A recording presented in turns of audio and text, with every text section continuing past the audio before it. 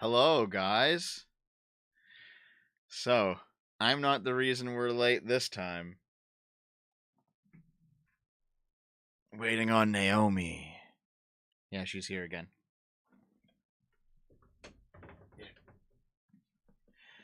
We will start looking at the articles once Naomi arrives. Oh, I'm exhausted, guys. I don't know. The fascism video took a long time. Lord of the Rings takes me a long time every single time. I'm just tired. And also, yesterday's stream was really long. Naomi! What? I've already started. Go get your tea. Yeah. Oh. Immediately toss him to the bus. Yes, Giga Chad. Okay, give me a second here. I gotta do something. Thanks for the Rift person joining the $5 club. Thank you. Hold on. Let me just... I gotta go into my server logs.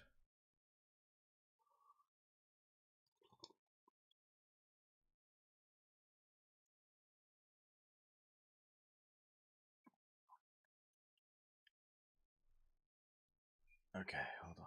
Sorry. Dave has to put on a wig and...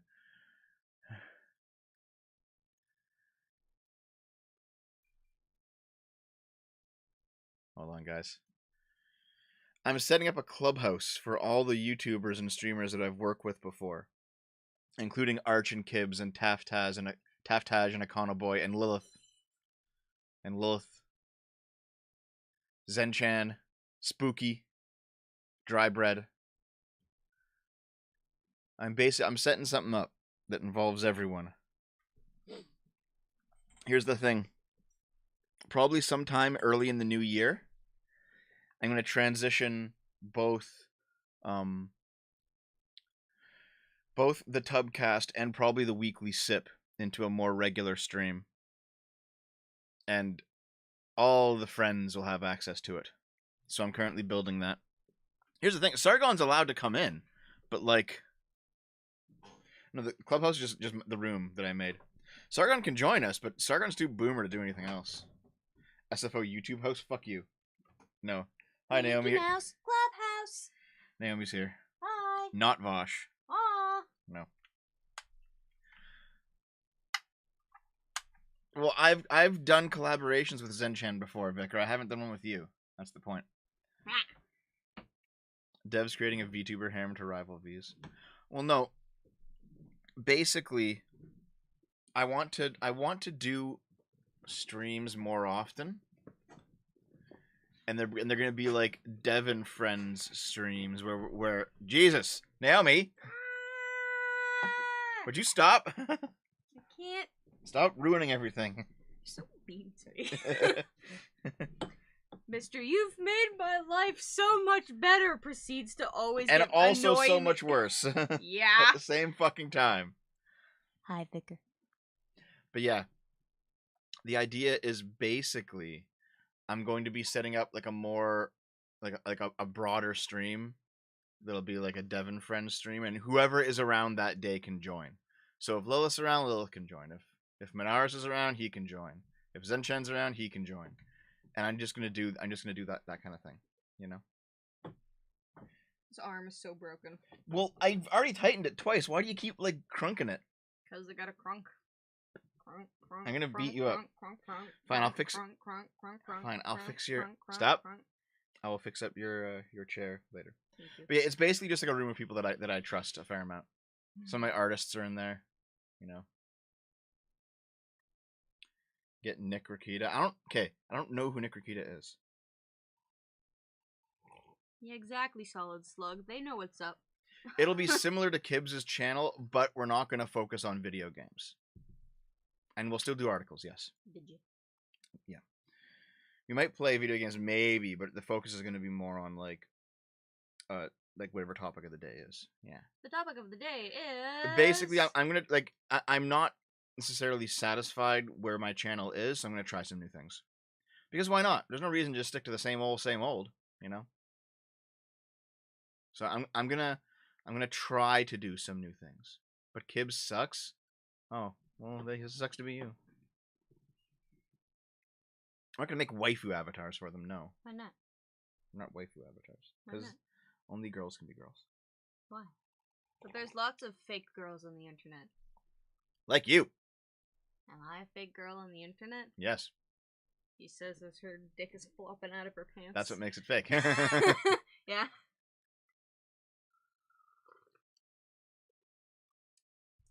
I still have a headache. My headache didn't go away from yesterday. Well, that's why you have to take more pills and more pills. Just forever take pills. Fuck off. Thanks, T1. Well, it'll be completely voluntary if people want to come on, right? They can just basically whenever I stream, I'll be in a voice chat at the same time in the Clubhouse channel. Where is it? It's right here. No one else can see this though. Only we can see it, Naomi. But here's the Clubhouse channel of my friends. And basically what I'll be doing is whenever I stream, I'll be in a voice chat in the Clubhouse, and anyone who wants to just pop on and say something, they can. It'll be like an open door policy.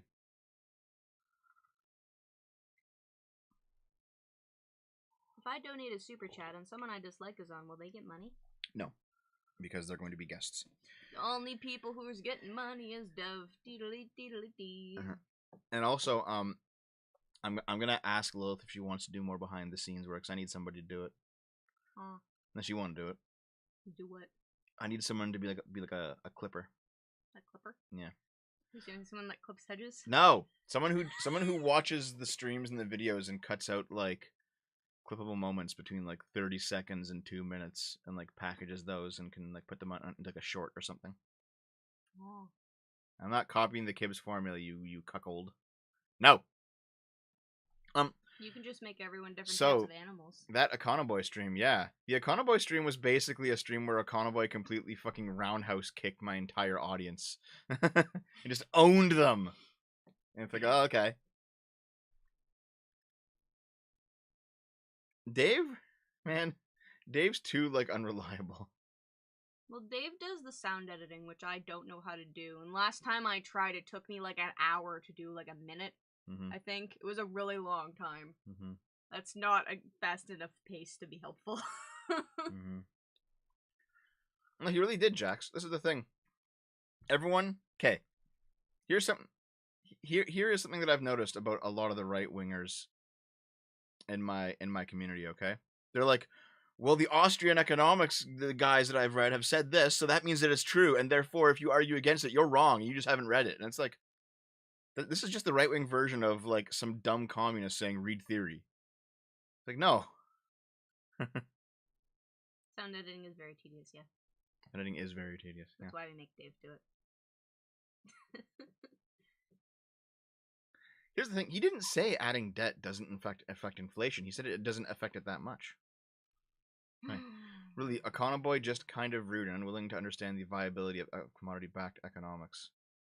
No. Like, first of all, hold on. He was polite to everyone unless they were rude first. I've noticed that.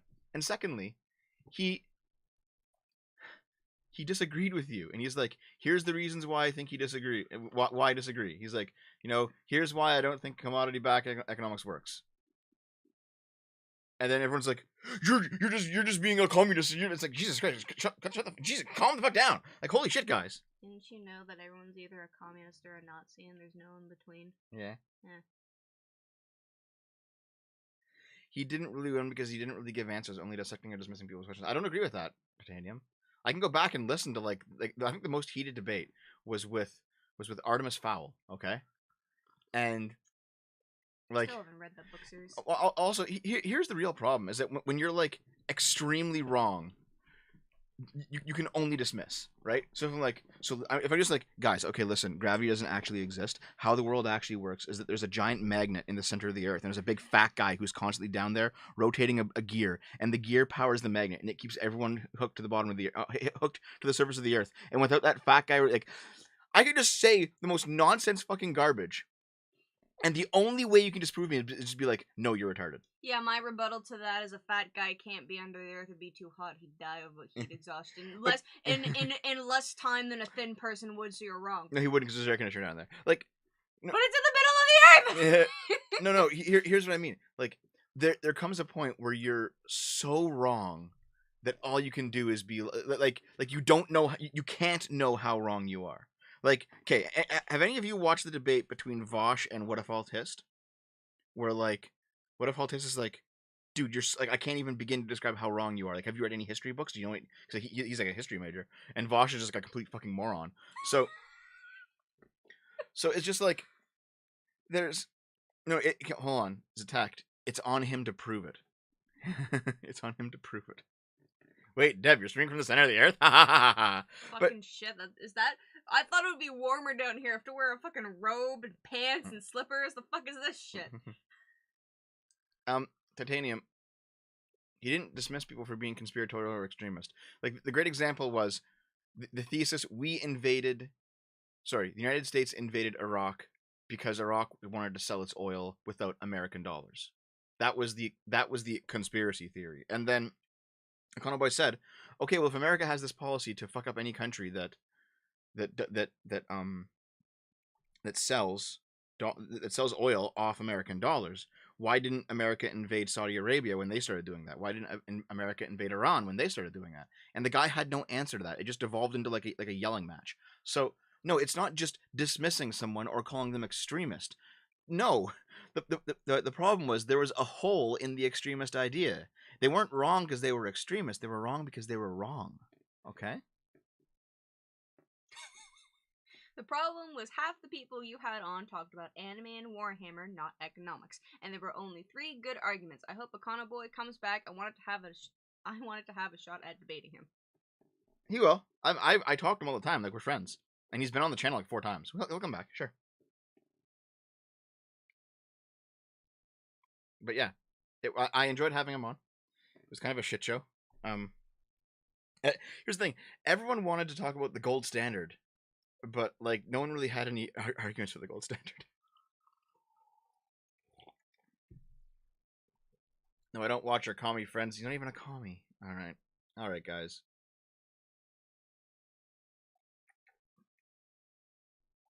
Yeah, he enjoyed it too. Yeah, you know.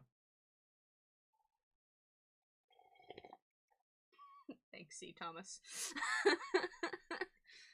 Oh man, coffee's so good, especially when I have like a fucking pounding headache.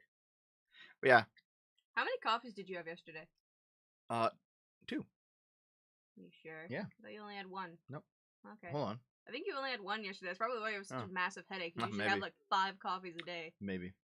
But yeah, like, I'm not an NCAP, and I'm not a rightoid, so I'm going to keep talking to leftoids. Yeah, and I'm going to keep talking to rightoids. Shut up! Dev's not either one of those things because he's a cuck. You know what? Ow, ow. So mean to my arms.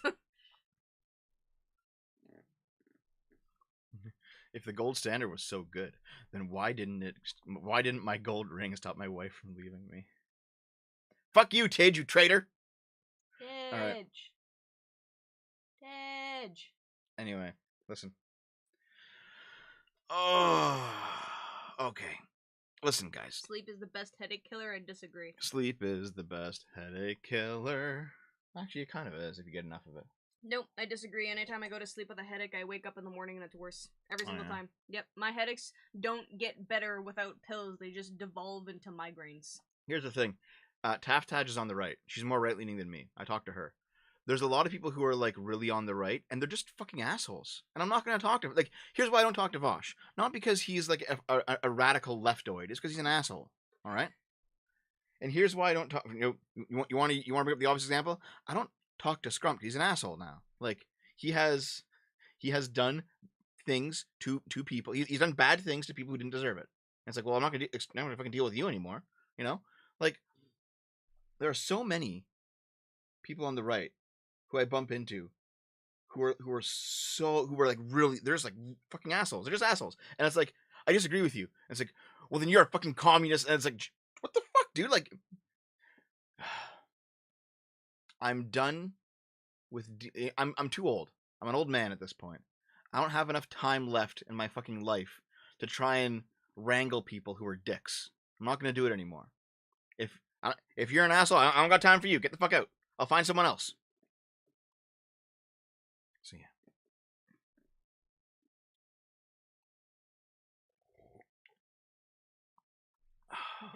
wrong tactics, only wrong targets. Oh yes, here's the thing. I will talk to Aiden Paladin because she is actually a nice person and we are friends. Even though she's much further right than I am. So it's not about me not talking to right-leaning people. It's about so many right-leaning people being dicks, and I don't want to deal with it. I think that just means that your audience is tired of seeing people that are on the left, and now you just need to have a few people that are on the right to balance everything out. Here's the funny thing, though. Actually, you know what you should do? Just sponsor debates. Do blood sports where it's a righter and a lefter arguing about how big their penis is, and then your channel will be better for it. Hold on, so a coach in lunacy. This is the exact kind of brain rot that I'm talking about. Dev is not explicitly anti-leftist. I mean, I am because I'm anti-socialist. But Dev is not explicitly anti-leftist, so he will inevitably be captured by the left. Welcome to that arc. No, and you know what? Dumb fucking leftoids say the same thing. If you're not explicitly left, then you're a right winger. They say the same fucking brain rot, dumb bullshit, and you're wrong and they're wrong. Fucking retards, all of you. I'm opening up this. Oh yeah, we Dev, got 2 letters. Yeah, Dev has finally decided to open up things from the P.O. box after a bajillion years in waiting. Hey, Spencer. It's only because it's happening right now. And by the way, I use it as an example. I'm not going into it. Just as an obvious example of what I'm talking about. I could use a different one. Like, what are the right No, hang on. Could I talk about it's okay, assholes? Spencer. Ow, stop. Me too. No, there are so many other fucking, like, right...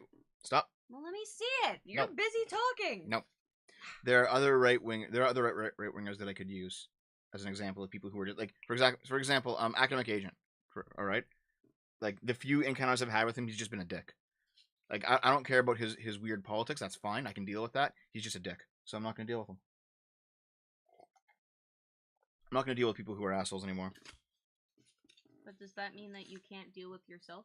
Robert Conquest is only partially correct. This, for some reason, so I have to stop spamming T-Bra. This letter came with a piece of cardboard. I'll just stick it in Naomi's shirt. That. And someone gave us some stickers. Oh, look at these. Game Boomers Chrono Trigger sticker. Oh, that's a cool sticker. And also a Zelda sticker. That's cool too. And a letter. Let's read the letters.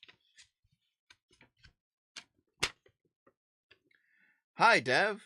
I figured before you retire the Game Boomers brand, you might get a kick out of it in something similar to the classic Chrono Trigger logo. Yes, I want also a vinyl sticker of the Skyward Sword logo. Regards, Zero Kitsune. Thank you very much, dude. Thank you. Also, can we just like tattoo this to your forehead? No. I bet you it would actually fit. Let me see. Yeah, I totally would. Huh. The problem with Louis T-Bra is that he's vanished, man. Like, I don't see him in the Sargon chat anymore. That's so cool. I love it so much. But yeah, thanks for the stickers, Zero Kitsune. It looks like he makes his own. Like that's what it looks like. Yeah, it's super cool, guys. Yeah. Take a picture and post it later. Yeah, I'll post it on the Discord later. Speaking of the Discord, by the way, guys, speaking of the Discord, it's a cesspool of Game Boomers are gonna have the name change, because SFO is basically, it's gotten to a point, the SFO brand, we're at the point with it where it's no longer being deboosted by the YouTube algorithm, so I'm going to call it like SFO Arcade or SFO Plays or something. That'll happen in the new year, though. Okay. Next letter. This is just an empty one. That's the one you just opened. Yes, it is. Devin. Right. Give. Let's open the second letter. Thanks for the letters, by the way, guys. Send things to my P.O. box. That should be on the channel description. Louis Legon. Louis Legon.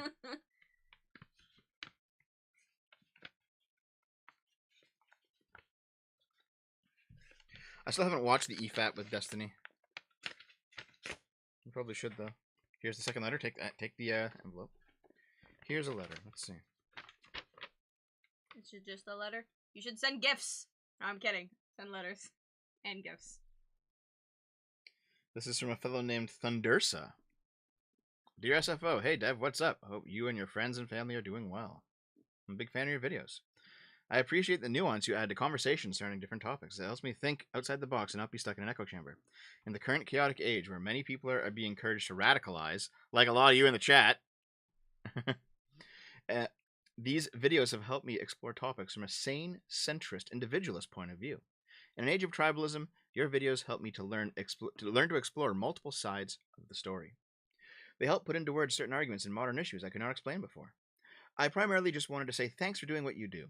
It's a lot of fun listening to your views and thoughts on things. Some of my favorite videos of yours include We're Getting Old, Is Get Woke, Go Broke Real, and Consent is Deontological. Like you, I love to challenge myself and listen to new, good faith, and well thought out ideas and arguments, even if I disagree with them. For example, the main difference between us is that I'm a Christian and you're an atheist. We may fundamentally disagree on a few things, but I still enjoy watching you because it is your views and principles being explained in a fair manner with as little bias as possible. So because I respect you and see you as a fun and reasonable guy to bounce ideas off of, mind if I recommend a couple of philosophy videos? I'd appreciate it greatly if you looked at these and share your thoughts. What? You just put YouTube links in the letter. Yep. That way you can just type them in and find them exactly. Oh. Yeah. All right. They're both videos about C.S. Lewis, and I understand the appeal of C.S. Yeah, I understand the appeal of C.S. Lewis. The volume's max, dude. I mean, you guys can't hear. Just get closer. I can't. You're in the way. You're in the fucking way. I'm actually not. Get closer. Without breaking. We can't put both of us in the fucking. Well, no. Ow. Good. We can't put both of us in. I mean, to be fair, you could just have me sit in your lap, but you don't like that idea. I'm just gonna beat you up. I'm not saying you have to watch them, nor am I asking you to agree. I simply wanted to throw these in your direction to see what you think. I'd appreciate what you have to say about these ideas presented, although I understand if you didn't respond. After all, I don't know your schedule or workload. However, if you'd like to respond, I've included my email address and a self-addressed stamped envelope. Have you? Is it in there? Where's the self-addressed stamped envelope? It should be in that one.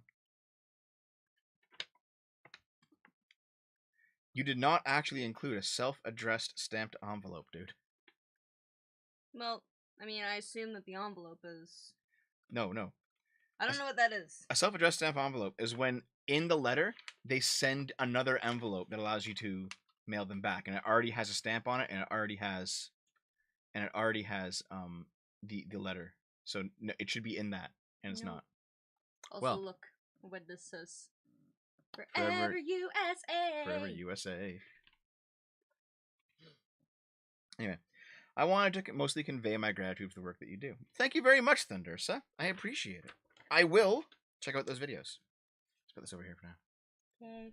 Bro, just use the mouse to press on the... It's a fucking letter.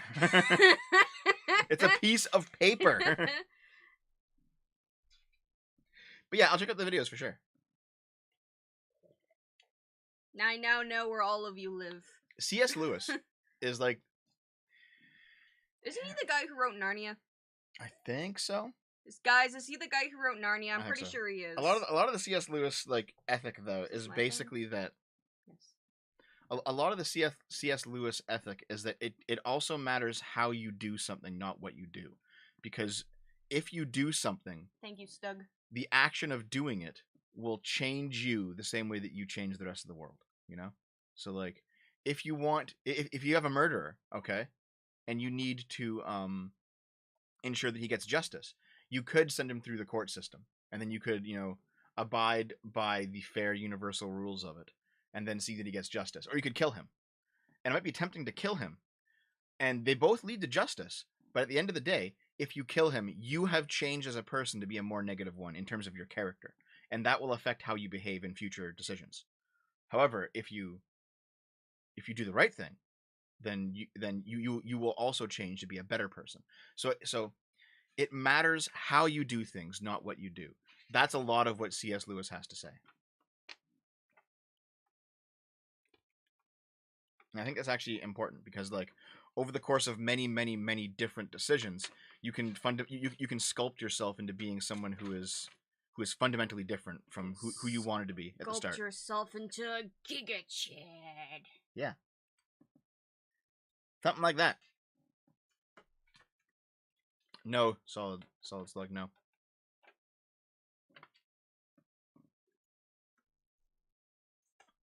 Because you don't want to become a person who just kills people. You don't want to be that. Are you sure, Deb? Yes. Killing's a lot of fun. What are you doing?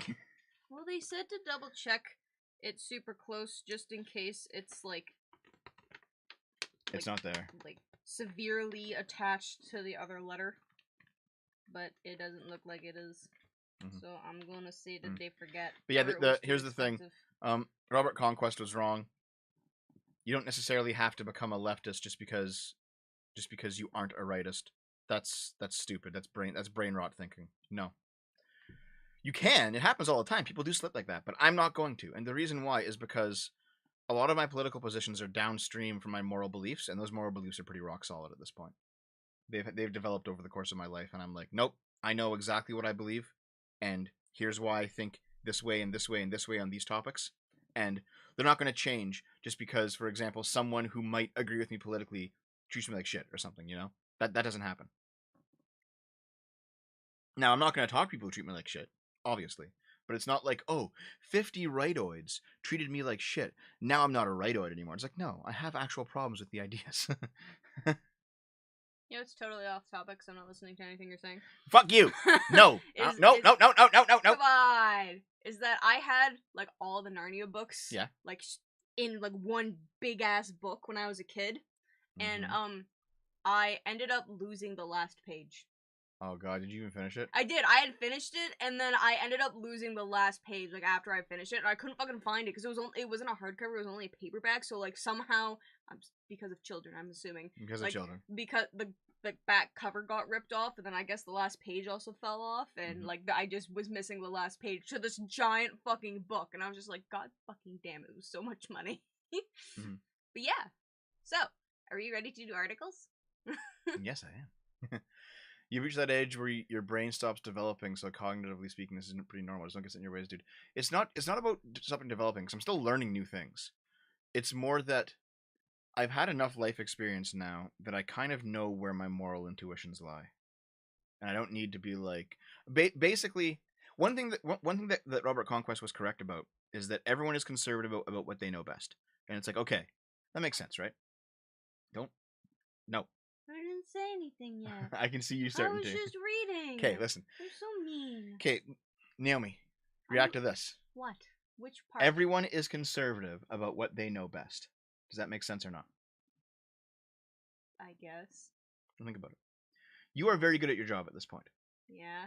You know exactly what to do. So when you're given a job, you're like, okay, I gotta go to the computer, gotta put in this, gotta do this, use this paper, use this. You know exactly what to do. Yeah. You don't gotta experiment with new ways. You already know. You're set. I guess. Meanwhile, someone who's new is like, well, what if I did this differently? And then they figure out, oh, that adds like 10 seconds to the workflow, so I'm not going to do it like that. Like, basically, as you become more knowledgeable about something, your focus constrains in, and you become more conservative. You don't need to experiment anymore. You're like, no, this is how we do it. This is the best way, and then so you do it. That's a conservative view. Yeah, I know, but then if there is also, like, the fear of, someone else who thought completely differently to you and the people who, originally had your idea actually thought of an even better way to do it. Yes, and that's why you can't be an ideological conservative. You still have to keep the option open for maybe you're wrong and maybe you can change things and do things better. But nonetheless, that's why it's like... That's why you have to be both a liberal and a conservative at the same time. You have to be a conservative because conservatives are the people who optimize things. But you have to be a liberal because liberals are the people who make new things. You need both of those halves. They have to be together in a whole. Yeah. So what I'm saying is, the quote, people are conservative about what they know best, that was probably Conquest's most famous quote. And it's probably his most accurate quote. Because it just makes sense, like even socialists are like this, like how many socialists are like very particular and very narrow about what constitutes real socialism and what doesn't, because that's what they value, that's what they know. However, everything about them is fascism. It's like, well, you don't know what that is, you don't value that. Of course you have it very wide and open, so basically when someone says, if you're not on the left, then you're automatically part of the right, or if someone says, if you're not on the right, then you're automatically part of the left, this is just the same kind of thinking. And that means that you're too constrained. Because, no, there can be more than two choices. Yeah. So, yeah, you have to be both a liberal and a conservative at the same time. Liberal, conservative, not a great duality? It kind of is, though, I think. Yeah.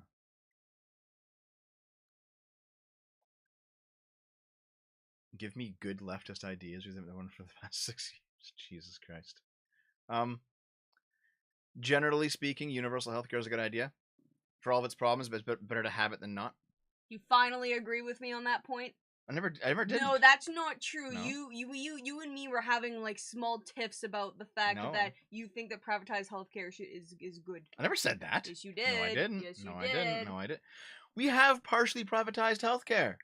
My doctor owns his own clinic. Yeah. That's private. Yes, but you don't necessarily... Okay, you know what? Never mind. Never mind. No. The argument that we had is when I said universal healthcare is not a right, because it's not. Mm-hmm. It's a privilege. Fine. It's a privilege that we should be able to afford, but it's not a right, and it should never be a right. Fine. Yeah. Fine. Yeah. Sure. Yeah.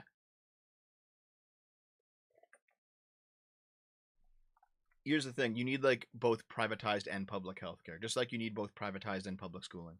Mm-hmm. You need the option for those who have the money to pay for higher quality care, but you still need a floor. You still need a minimum level, because... Here. Hold on. Here. Listen, chat. Let me tell you, all right?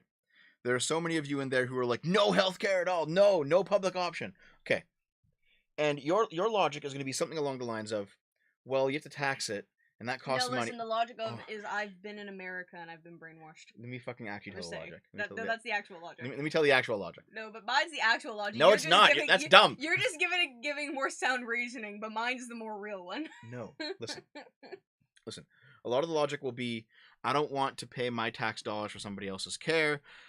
It's their responsibility. Why is it my responsibility? You know, I'm an individualist, therefore,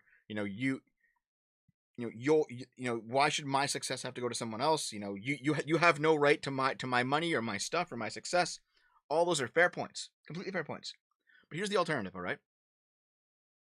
The reason that you have the success that you have is at least in part because your society is not a decaying fucking mess, okay?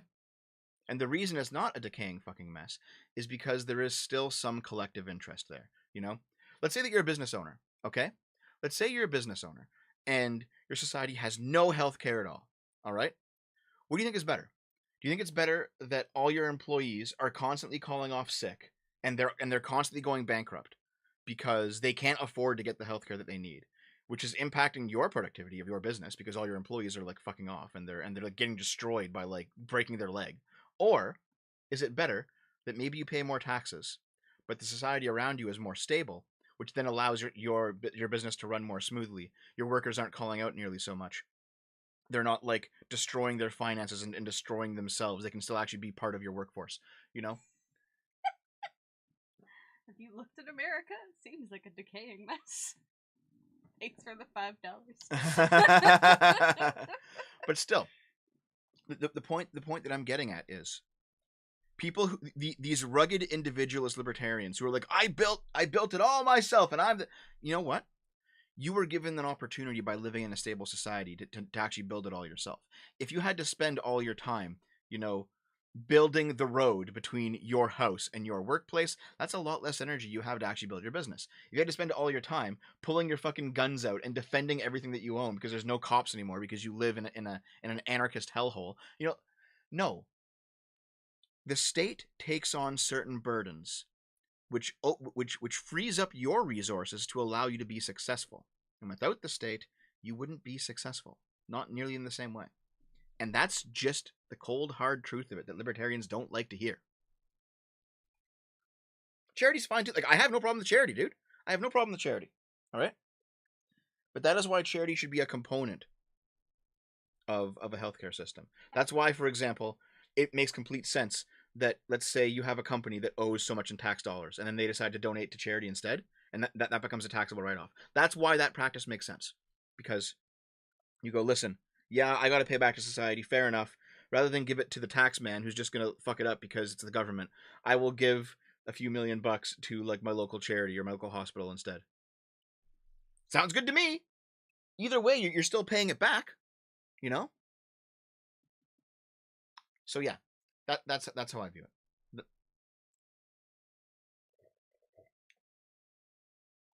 This is so small-minded. I'm not being small-minded. What the fuck? Oh, the reason that healthcare in the USA is a hellscape is because your insurance setup is fucking like ridiculous. And honestly, you need to basically grab. Yeah, we're talking about anything being a scam. Insurance is a fucking scam. Jesus. Who am I arguing? I'm not arguing. I'm describing my position, to be honest. Yeah.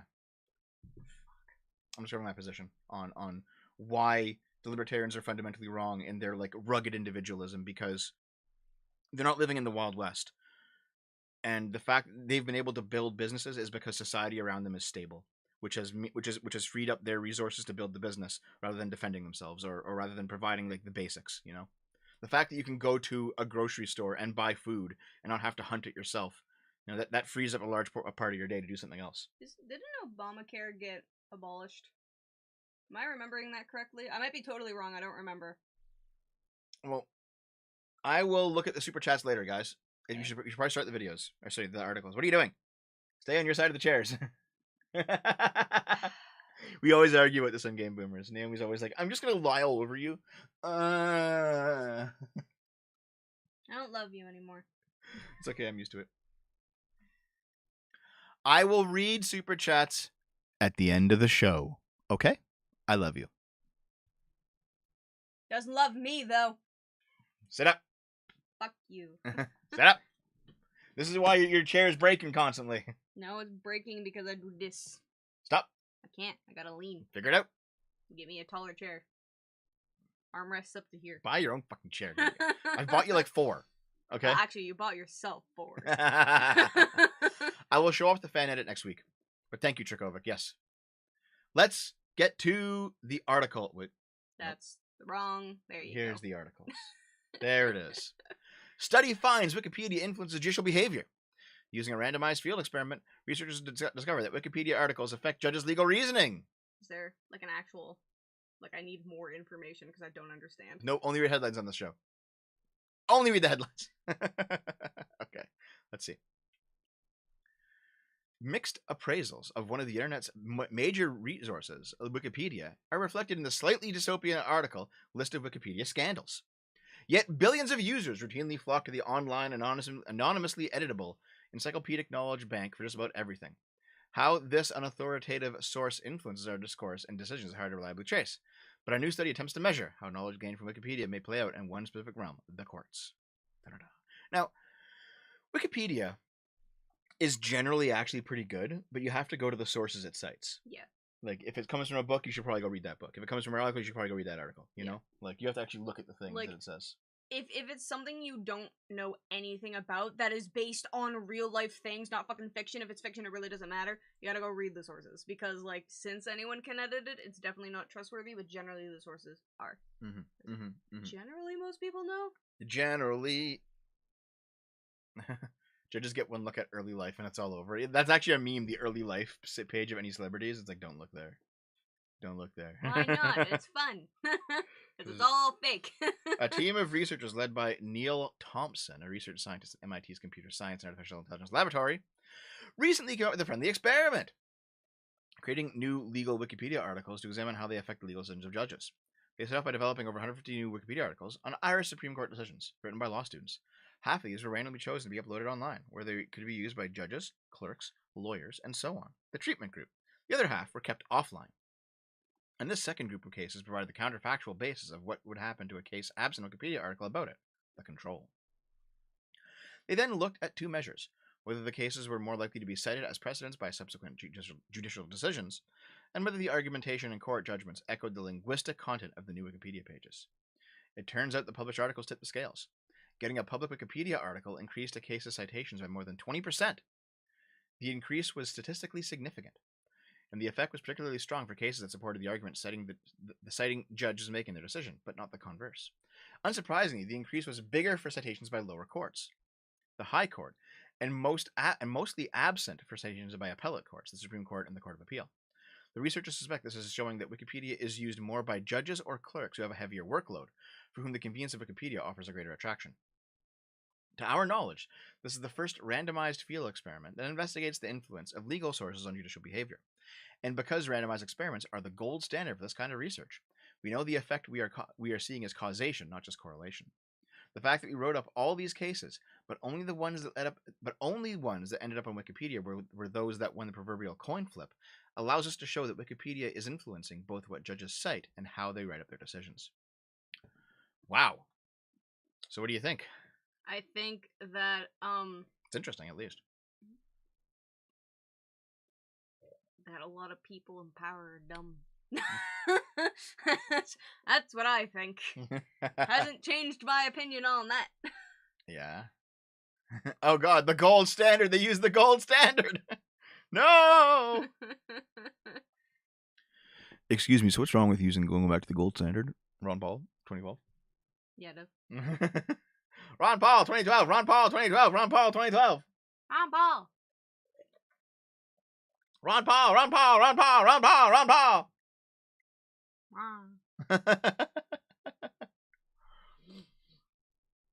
Okay. Okay. Our results also highlight an important public policy issue, with a source that is as widely used as Wikipedia. We want to make sure we are building institutions to ensure that information is of the highest quality. The finding that judges or their staffs are using Wikipedia is a much bigger worry than if the information they find there isn't reliable. Oh my god. A paper describing the study is being published in the Cambridge Handbook of Experimental Jurisprudence. Damn. That's kind of a big deal. Yeah.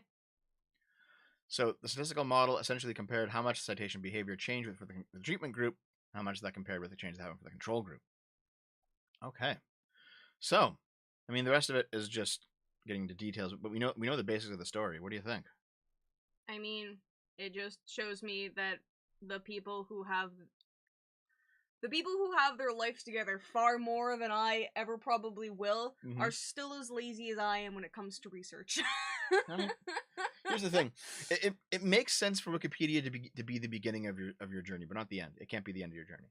No. You know, you have to also continue on from there. Yeah. You know, a lot of the stuff that I put into my 3 forms of fascism video did not come from Wikipedia, but Wikipedia was the start of the knowledge at the ending. Well, like, to be fair, like I think it's because there are real cases, yeah. Unless you know like sites offhand, that it's actually kind of hard to find like legitimate like research sites for things. Like Wikipedia is good because you just have a shit ton of these cases just there on one site. You can go and look at other cases. They have them all organized, you know. And like same thing. I know that there's a site for scientific journals, but I don't know what the fuck it is. If I just Google, it's like 80 billion of them. Yeah, no, I know. But if I just Google scientific journals site, like some of like all of them are kind of suck. You know? Yeah. And Wikipedia's Hey, you know what I realized? Pretty good. My old university login still works for a lot of those research sites. Oh yeah, Duff. Yeah. I'm just not gonna tell him. Yeah. I'm just not gonna tell him. Yeah. Dude, I've managed to like download papers that I probably shouldn't have access to. You think so? Yeah. But scientific research papers should be available for everyone. Yeah, but there's still like logins. Like you have to be part of the university to get. Yeah. You know what's funny actually is I've read a few times that if you just like email like the person who wrote it, they'll usually just send it to you like, yes, please read my work. Yeah. Yeah. Fair enough. Let's continue. Formerly celebrated Eastern Kentucky teacher born without arms or legs is indicted on child sex charges. How the fuck are you a child molester without arms and legs? Yeah, I don't understand how this happened. Like, no. I have an idea, but like, why? Like, did she just fucking roll up and like made the kid touch her boob or something? Like, what the fuck? Yes, actually, I read about this in a book. Because all about power dynamics, right? So in the book I read, I don't remember what it's called, but in the book I read, like the male teacher didn't force the very young student to suck on his dick, but he like with his hands or anything, he had all his limbs, but he made her do it by like the power dynamic of, you know, like if you tell anyone, you know, and like just being like, I'm your teacher, you have to listen to me. And okay, let's see. Yeah, I have a feeling formerly celebrated teacher born without arms or legs has been indicted on child sex charges. Kentucky State Police Post 15 Public Affairs Officer Shane Goodall confirmed that Mariah Scott, 29 years old, of Raceland, was indicated in Greenup County for prohibited use of an electronic communication system to procure a minor for sex and 2 counts of unlawful transaction with a minor. She was born with Tetra Amelia syndrome, resulting in her having no arms or legs, and was celebrated in the local and regional press in 2018 after becoming the first Kentuckian to receive a robotic arm. Oh, she used a robotic arm to fuck people. Kentucky State Police began its investigation after receiving a complaint that she was having an inappropriate relationship with a student she had in class last year. During the inquiry, state police investigators discovered inappropriate text messages between the student and Scott, as well as that the suspect had illegal physical contact with the student. Is that the whole article? Scroll down. That's the whole fucking article, dude. Well, we don't know how she did it, but she did it. She used the robot arm, dude. That's how it is. Probably. Yeah. She's like, give me a robot cock, too. I'm gonna fuck that boy. Jesus, Dev. Jesus! Well, remember that, there was that one Reddit story where, like, a guy was in high school, and he had a teacher who was, like, 21. And, they were obviously attracted to each other, like, all throughout high school. But they didn't start dating until after he graduated. Okay. No, seriously. Okay. You read the story with me. Okay. I don't actually believe it. I think that they said they didn't start dating, but they might have been smart and not had sex, but they were definitely dating. Are you sure? Yes. You remember the story? No, but I can say it was in a small town, and basically, like, even though they didn't start until after he graduated, she basically got run out of town, and then they moved to, I think, San Francisco. Oh no, is that the one where, like, he was there and then she left school and then they reconnected? No. No, okay, then no. Yeah, they were definitely dating before that. If you don't reconnect, you're dating before. Maybe they did. Maybe they did get reconnected. I don't remember. Yeah. But anyway, yeah, like the age gap was like 4 years. It was like 17, 21. Like, it was not a big deal at all, you know? Mm-hmm. But like they didn't start dating until after, and then like they got like better jobs. They moved to San Francisco. They bought a house. They have kids. Mm-hmm. Like a regular relationship, right? Yeah. Normal. Yeah. But like, the whole point of the Reddit story was that back in his hometown, he had like he had like old phones that like destroyed people who had destroyed her career. So he released all them. Revenge. Yeah, the revenge story. Yeah. Well, see, I don't remember. I don't remember like the intimate, because it was mostly about his revenge. I don't remember the stories before the revenge. Yeah. Yeah, but basically like his old friends basically got her fired because she was the hot teacher and he got with her after university. Yeah. So like from like long distance revenge, he basically destroyed all their careers back in his hometown. Yeah. All right, let's continue. Oh yeah. The Troubles in Ireland, a nation divided, we learn to forgive. An emotional TV event. An Irishman and an Englishman come together to try and reconcile over the intractable differences that have divided their two Protestant and Catholic communities. Now, I know there are some immigrants in some of these countries, but maybe you don't need to get two black guys to sit down and talk about the Irish War of Independence, where the Irish Republican Army was fighting the was fighting the UK, okay? Maybe you don't need to do this. Is this like a PR thing? Is this like a TV show? It is a TV event. Why? It's a TV event, yeah. The optics are bad. Like, I would understand, like, I'm not gonna give grief to, like, people who, like, whose parents immigrated and they, they're Irish. You're born in Ireland, you're Irish. There you go. We have agreed to disagree on that subject, so we're gonna move on. No, I kind of agree with you. Right? Shush. Shush. But, two guys arguing about that. They're both black. They both feel like they're Irish and British, But, like, if it's a TV thing, maybe you should use the technical natives to, like, the wars. Well, let me put it this way, all right? These guys probably don't have parents who fought in the Irish War of Independence. Because they were slaves. Because they were slaves. Well, no. They're probably just like immigrants. They're probably just like immigrants to Ireland and England. Slaves in other countries. You fucking racist. Naomi's a fucking racist. Yeah, like, here's the thing, all right? The English are indigenous to England, guys. They're native to England. They are the native people of England. These people are the ones coming in. They're not native to England. No. That's just like we're not native to Canada. Yeah. Well, I am. Fuck you. Well, I don't remember. Honestly, I don't know where the native people are in Europe, because no one talks about them. They're called the Europeans. They're called white people. They are just white people? Yes. Okay, I don't know anymore. Are you fucking... I don't know. Where do you think white people came from, Naomi? Africa. No. Naomi's going like pure we was Kangs. Fucking Yakub over here. Well, no, because I know that Japan's people were like originally like from China, yeah. Yeah, but like Asia-ish is like originally from there because they look native. You know what I mean? Like if you take it, like a Chinese and like a native person from like America or Canada, and you like put them together, they look semi-similar. Yes, they do, because native people came from exactly. Native people came from the land bridge. Yeah, no. Here's the thing. Listen. Also, yeah, there were no slaves in the UK. There was for a while. No. No. Here's the thing. They had laws allowing slaves in the colonies, but not in the UK proper. Okay. I think you're wrong. For just I'm pretty sure. Of my vague memory, I think you're wrong, but maybe I'm wrong because I'm wrong about a lot of things. And also, the British ended the slave trade. I know. Okay, yes, I know they did. We've had this conversation like 5 fucking times. I know. But here, fine. Here's what I mean, though. All right, it's like Native Americans that are the indigenous people of this continent. Yes. All right, and then you got like Africans that are the indigenous people of Africa. Yes. White people are the indigenous people of Europe. Okay. All right. Cool. Do you know that before? Well, like no, I did, but I just assumed it was more snowy areas. That's the reason why we got white skins, to get all that sunlight real good. Well, the reason that we have the white skin is sunlight, but it's not because of necessarily of snow. And what it is as soon as humanity started farming, we started farming like wheat, basically wheat and rice. Stuff that's like high calorie but low in vitamin D. Mm-hmm. We started adapting to have lighter skin, because the lighter skin allowed us to absorb vitamin D from the sun, which we weren't getting from food. Mm-hmm. So there's a theory that's kind of controversial right now, but we haven't completely proven or disproven it. But the theory is basically that people who have lighter skin developed agriculture earlier.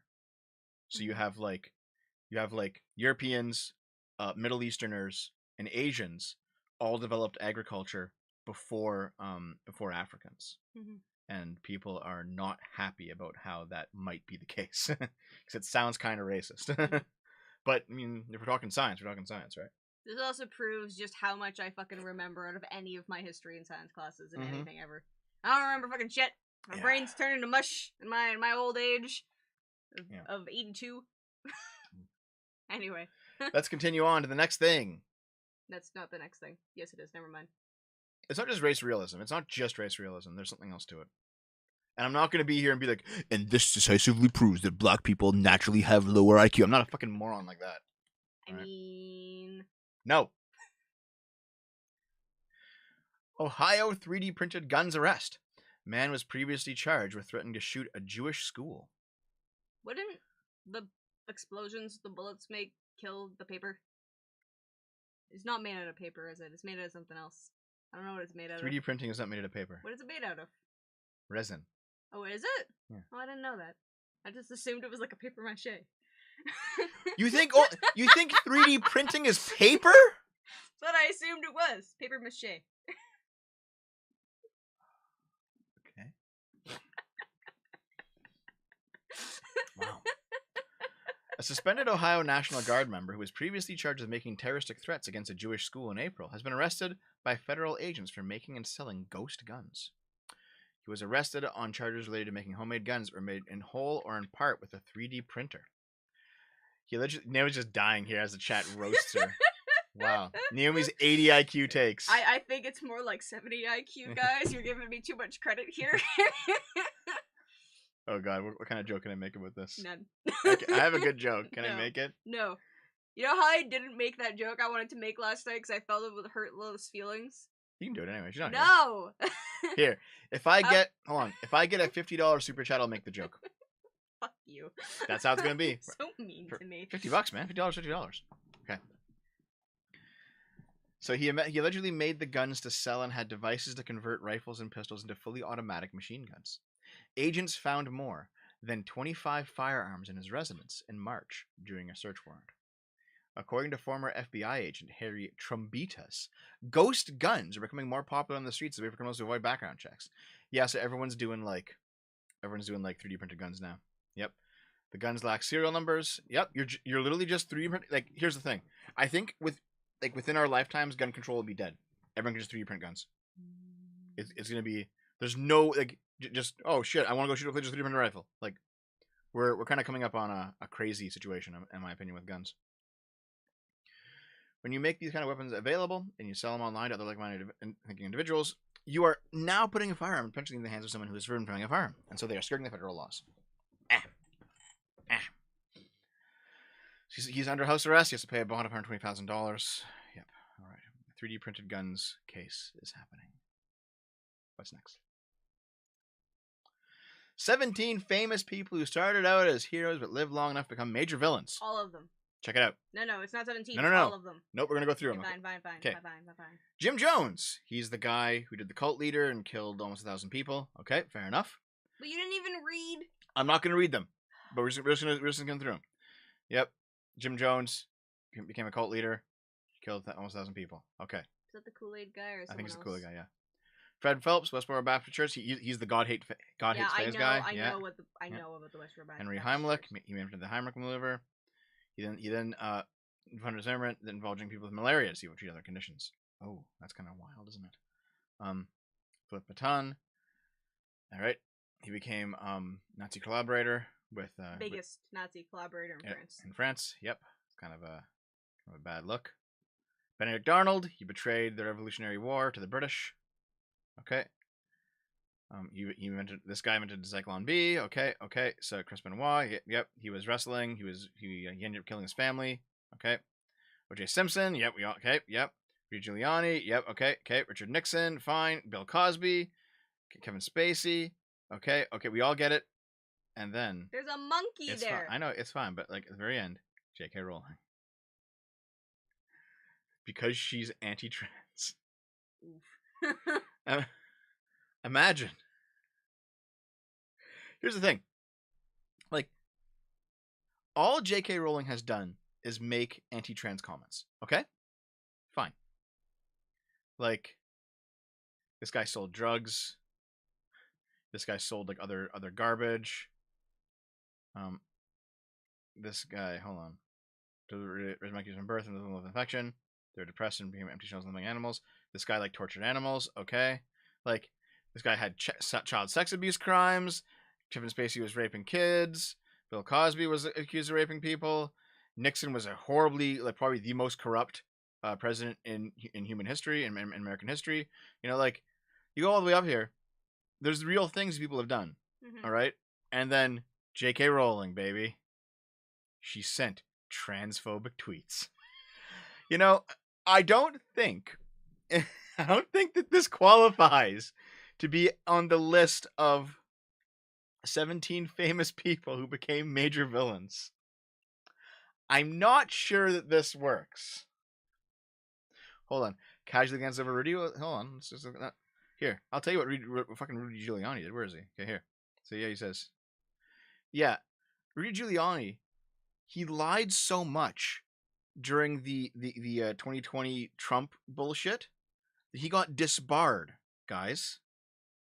He was a lawyer who got disbarred because he filed so many fucking like blatantly like false bullshit. Like, to be fair though, that's not villainous. That's just really fucking stupid. So fair enough. What's next here? Calling a man bald at workplace is sexual harassment. Is it? It's an immutable characteristic, so I guess.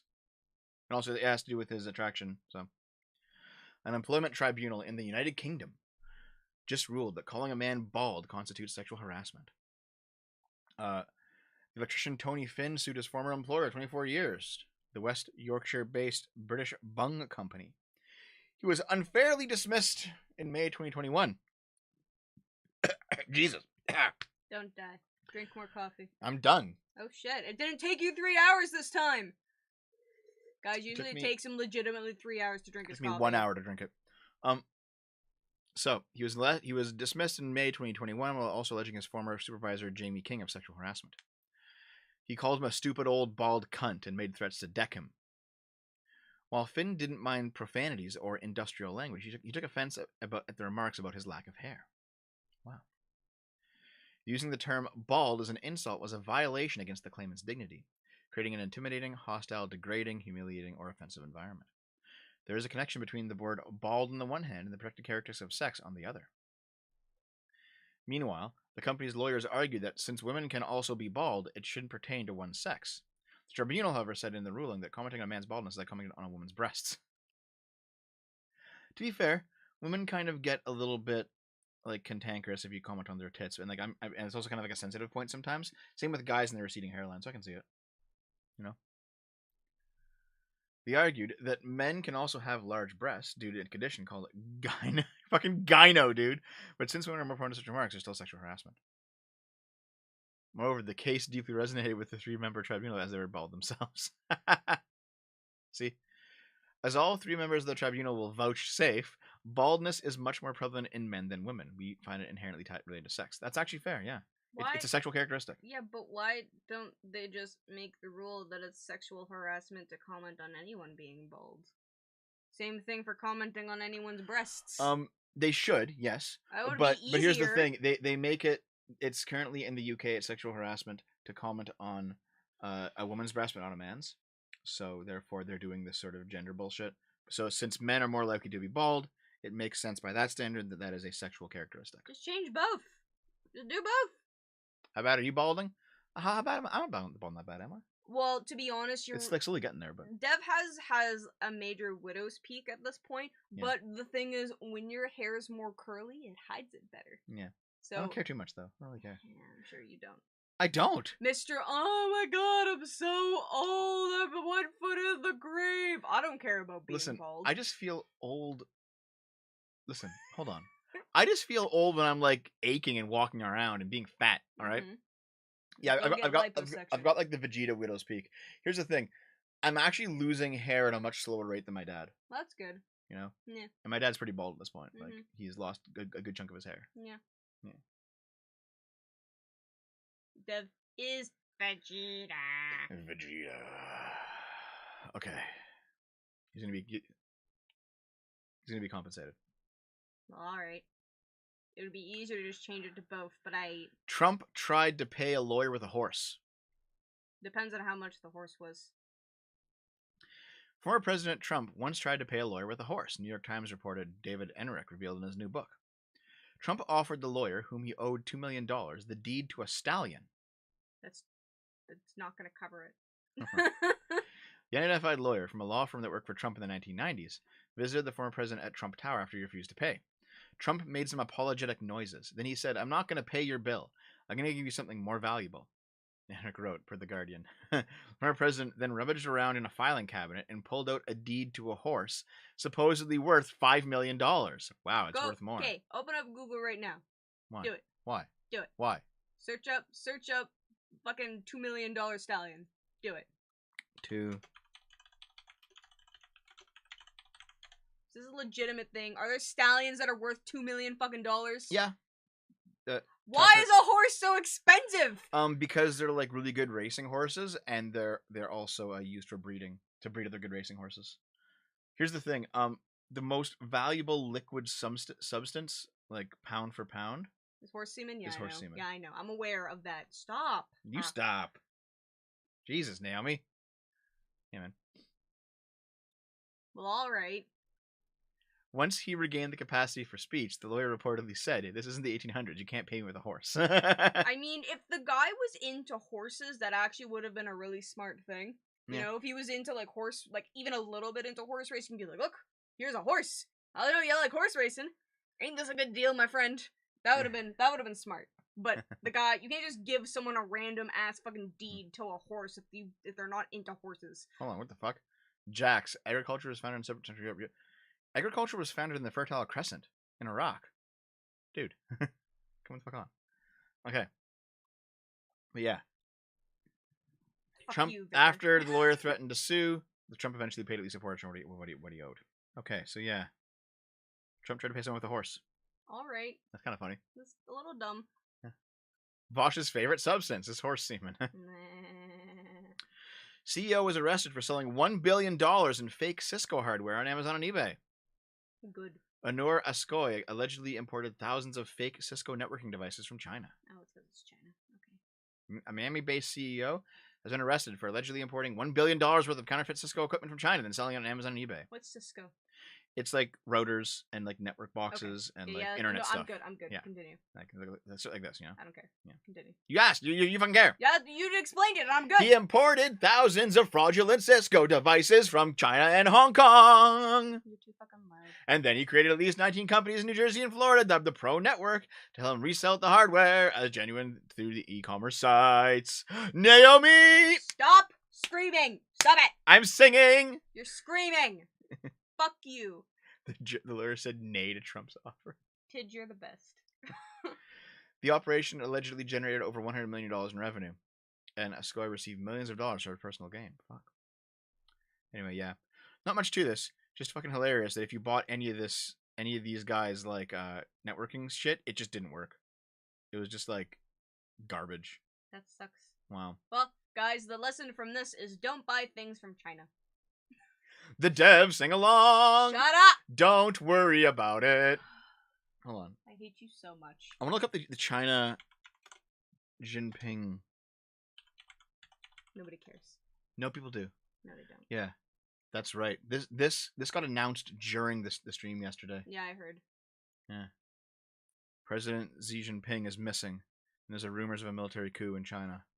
Fucking hell. Maybe it'll be worse. Maybe it'll be better. Who knows? Xi was placed under house arrest as soon as he landed in Beijing on September 16th. The People's Liberation Army have taken control, and others speculate that General Li Kaoming has been made the new president of China. Is that worse or better? Econoboy looked this guy up during the stream, and he's apparently like a really hard dude. Like, pretty extreme. Like, for bad things or good things? I don't know. He looks like a fucking, like, just military junta kind of guy. Yeah. But yeah, apparently, I don't know, man, but there seems to be something going on with China right now. Isn't there always something going on with China? Yeah, but not a military coup. That hasn't happened in a long time in China. A military coup. Like, that's a big fucking deal. Mm-hmm. Yeah, man. Let's see the fact check. Fact check. I mean, there's no concrete evidence of a coup, but China's also shut down all of its, like, outward facing. Like, here's the guy. Oh. Yeah, China shut down all of its, like, media and stuff. So we don't know what's going on yet. We don't know what's going on yet. So might be a shit show over there. Okay. Driver admitted to intentionally killing teen at a North Dakota street dance after a political dispute. Jesus. Court papers say 41-year-old Shannon Brandt confessed to a 911 dispatcher and police that he killed 18-year-old Kayler Ellingson due to a political dispute. Shannon?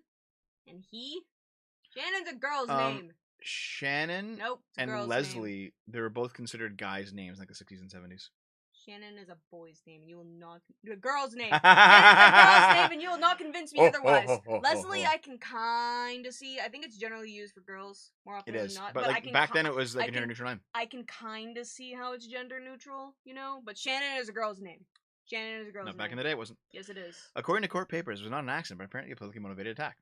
The fatal... Well, dude, most people say that Devin is a girl's name now. No, people say that Devin is like a gender-neutral name, and it wasn't when I was a kid. I have always disagreed. It's a dude's name. But now I see a lot of girls named Devin. Yeah. I think I knew someone named Devin, actually. Okay. Let's see. According to court papers, it was not an accident, but apparently a politically motivated attack. The fatal vehicle-pedestrian incident happened early Sunday morning, September 18th. Holy fuck. Moments before he was killed, 18-year-old Kayler Ellingson called his mom to come rescue him because 41-year-old Shannon Brandt was chasing him in the city of McHenry, where the street dance had just wrapped up. By the time she got there, her son was dead. He was charged with vehicular homicide. Want to bet the mom will probably kill herself because she couldn't get there in time? Oh, that's gonna be rough, eh? Yeah. Yeah. He was the one who called 911 to report the crash. Court papers show Brandt called 911 around 2:30 a.m. and told the 911 dispatcher that he just hit Ellingson, claiming the team was part of a Republican extremist group and was calling people to come get Brandt after a political argument. So yeah, this guy was claiming... Different guy. Yeah. Brandt was drunk, and he was claiming that the kid he killed was a part of a Republican extremist group and he ran him down. Oh, sure he wasn't. That's just really sad. Yeah. Yeah. Maybe just don't drink and murder. Stop singing forever. No! Fuck off. I will never stop. I will force you. Okay. Chinese ice cream brand goes viral after products don't melt even when blasted with a blowtorch. Ice cream? Yeah. Didn't melt? The ultimate ice cream. Always stays cold. Is it made with nitroglycerin? A Chinese brand once dumped nitroglycerin would catch fire. Fuck, no. What's the thing called? Asbestos. No. It's really cold. Dry ice. Dry ice.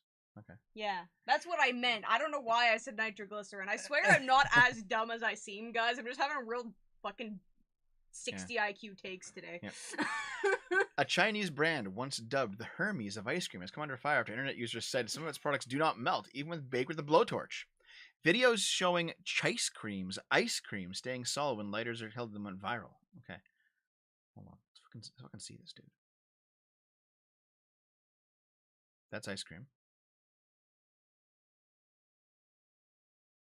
He's burning it. Nothing happens to it. Doesn't even melt. It's fucking crazy.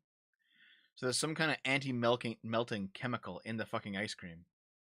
I mean, like, that's a good idea. It's probably bad for you. No, listen, I was gonna say that. It's a good idea for, like, if you live in a really hot climate, you know, but, like, it's probably, like, the most unhealthy thing for you ever. Mm-hmm. Except for maybe Coca-Cola.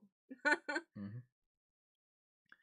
The footage sparked consternation online, prompting users to question the company's high prices and whether the products were overloaded with additives. The most expensive offering of ice cream, called whatever in Chinese, cost $6.61. The company said its products were in line with national food safety regulations. We believe that it is not scientific to judge the quality of ice cream by baking, drying, or heating ice cream. What? Fuck off. AFP could not verify the videos, and the stabilizer is a food additive to use preservative structure, commonly used in mass production. Oh, okay. It's silicone based. Are you supposed to be ingesting that? No, you're not. This is a shit show, dude. Like, fuck. Yep, that's yeah. Would not try. Yeah, no. Okay, check out this dumb shit. Andor will be the first Star Wars project to acknowledge sex in a galaxy far, far away. So I did watch Andor, and one of the first few scenes has Cassian going into a brothel looking for a person. And it's clearly a brothel, so like they're acknowledging sex. Sex was acknowledged when Leia was having her fucking babies. How else do you have babies? You mean Padme? Padme. Fuck, my brain is dead. Yeah.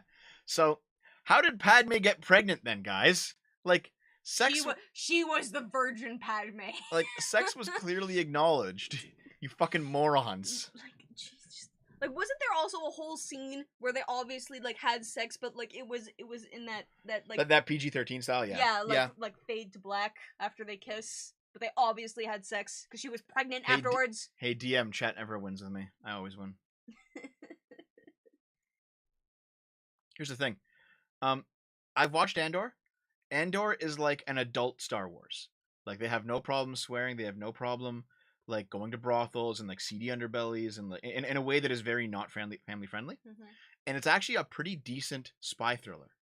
The issue is it's got nothing to do with Star Wars. Yeah, it's so anti-Star Wars. You know what I want now? I think I'm gonna make a deal with myself that I'm not gonna like fucking watch anything that is just spin-offs of a main thing that I don't really like, because they should just make their own fucking IPs. Yeah.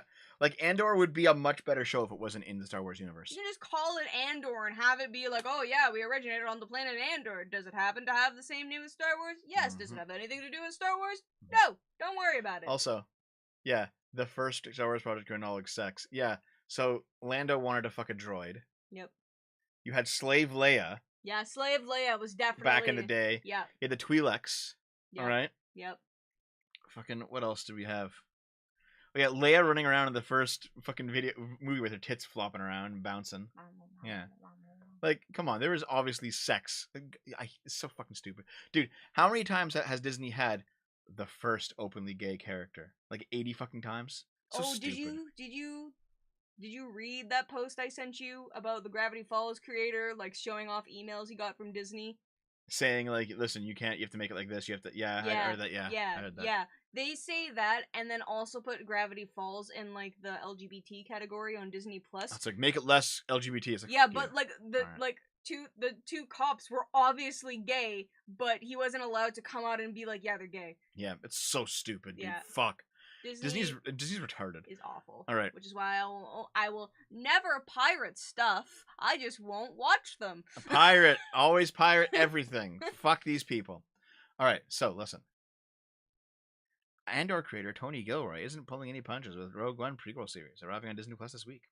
He set out to make a Lucasfilm project for adults, and that's exactly what he did. And you know what? Fair enough. It actually is like a decent show. It's just very not Star Wars. I don't want to watch it anymore. You haven't even tried it. I already didn't want to watch it. Okay, we're watching after this. We're going to sit down. Guys, we'll go to the Discord and we'll stream it to you. No. That's what we're doing this afternoon, Naomi. Fuck you. Fuck you. Fuck you. Fuck you. Fuck you. Fuck you.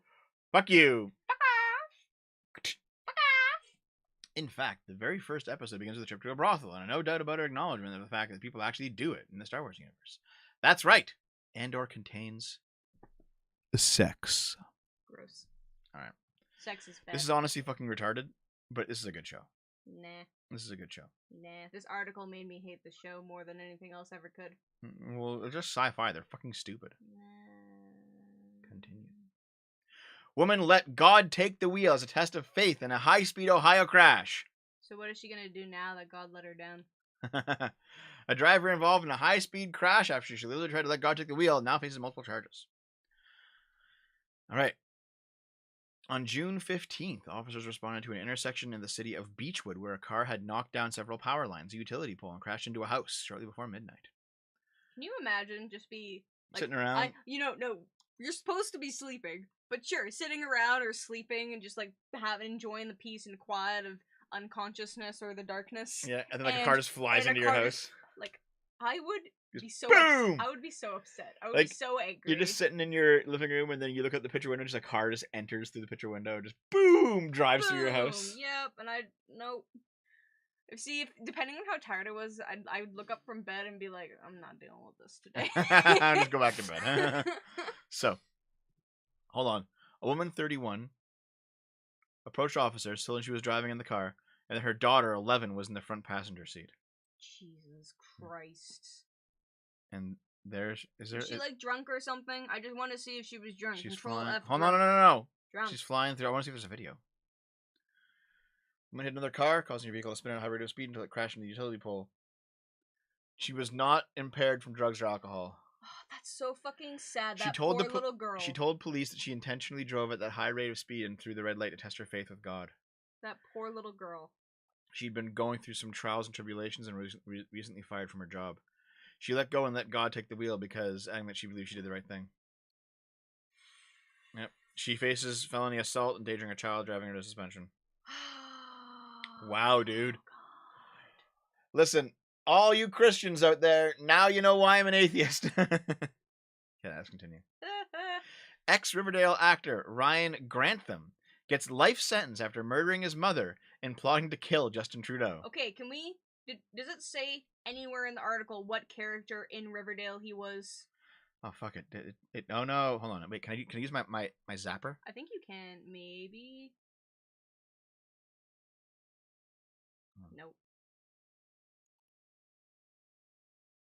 Nope, just blocks the article. You just deleted the whole article. I deleted the article. Fuck. I think there's a way to like do that I read on Reddit, but I don't remember what it is. After I zapped the whole article and refreshed it came back. Okay. Okay. Former child star. This dude, Ryan Grantham.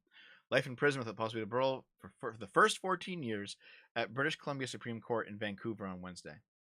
He pleaded guilty to charges of second-degree murder in March after shooting his mother in the back of the head as she played piano in their townhouse in Squamish, north of Vancouver. Jesus Christ! Squamish? Squamish, sorry. Yeah. A day after the murder, the former child star packed a car with 3 guns, ammunition, 12 Molotov cocktails, camping supplies, and a Google map with directions to Mr. Trudeau's Rideau College residence. He had allegedly written in a diary about his intentions to kill Mr. Trudeau. And in a police statement. He drove about 200 kilometers east of the town of Hope before turning around and contemplated committing an act of mass violence at Vancouver's Lionsgate Bridge or at Summerford University, where he had been a student. Instead, he drove to Vancouver police station where he told an officer, "I killed my mother." R.I.P. Alright, he was in Riverdale, Supernatural, Diary of a Wimpy Kid. Who? Who was he in Riverdale? I just want to know. He carried out a walkthrough of the murder by secretly approaching his mother from behind with a gun, and footage captured on a GoPro. He had a GoPro doing it? Jeez. Shot on the back of the head. In the moments after, she would have known it was me. Fuck. He then spent the hours after the murder smoking marijuana, drinking beer, and trying to make Molotov cocktails. He wanted to kill Trudeau. He had a cannabis disorder after years of heavy use. He was able to maintain an outward appearance that would function normally. He wanted to kill his mother to spare her from witnessing the violence he was planning to commit. So you killed her? Jesus Christ. Noah, spontaneous order does describe free markets, but it's not just about free markets. Spontaneous order is the idea that a bunch of people who aren't planning, they're just doing their own decentralized thing, they still end up spontaneously creating like a social structure. That's the idea of spontaneous order. That's why libertarian capitalists believe that the market will regulate itself. Libertarian socialists believe that property will automatically communalize if you get rid of the state. Stuff like that. It's not a very good idea for the most part. Let's look up this guy though. Ryan Grantham. Who did he play in? You just search Google. I'm doing it over here just in case something. Google. Shut up. Google. I'm doing it over here just in case something comes up. Just search Riverdale character. I know what the fuck to search. No, you put in net worth. You fucking. That's because you made me hit enter. Well, don't fucking touch what you're not supposed to be touching. So mean to me all the time. Women aren't at the Okay, hold on. How about you go donate to Wikipedia about it, Dev? Television. Riverdale. Jeffrey. Who the fuck is in one episode? Fuck you. I just wanted to know if he was a main character He wasn't. or not. No. That's because, so the reason he had mental problems was because he was a failing actor. Hit her again, Deb. She's a Riverdale fan. No, I'm not. I just wanted to know. Florida man arrested after trying to flee deputies on a riding lawnmower. Look at him go!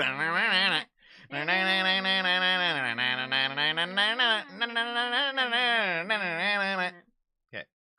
A Florida man who avoided an arrest earlier this year by diving into a swamp. Oh, literally like the swamp girl. Swamp thing. Was not so lucky when deputies returned to him Saturday as he tried to use a riding lawnmower to get away a vehicle. Alright. He kicked a John Deere riding lawnmower to high gear while he attempted to lose pursuing deputies at the Okaloosa County Sheriff's Office. The chase ended when deputies shot the mobile with stun guns. When taken into custody, he had a revolver and a handcuff key in his possession, along with a pipe with methamphetamine residue. Jesus. Florida man. I love Florida. Mostly just because of their sunshine law that gives us great articles Down, like down, this. down, down. Yeah. No. Down, down, down, down, down. Nope. Ow! Fucking stop! Nope, we're hitting each other now. That's what you deserve. Is to get beat. Hey, you don't usually complain about it. Naomi?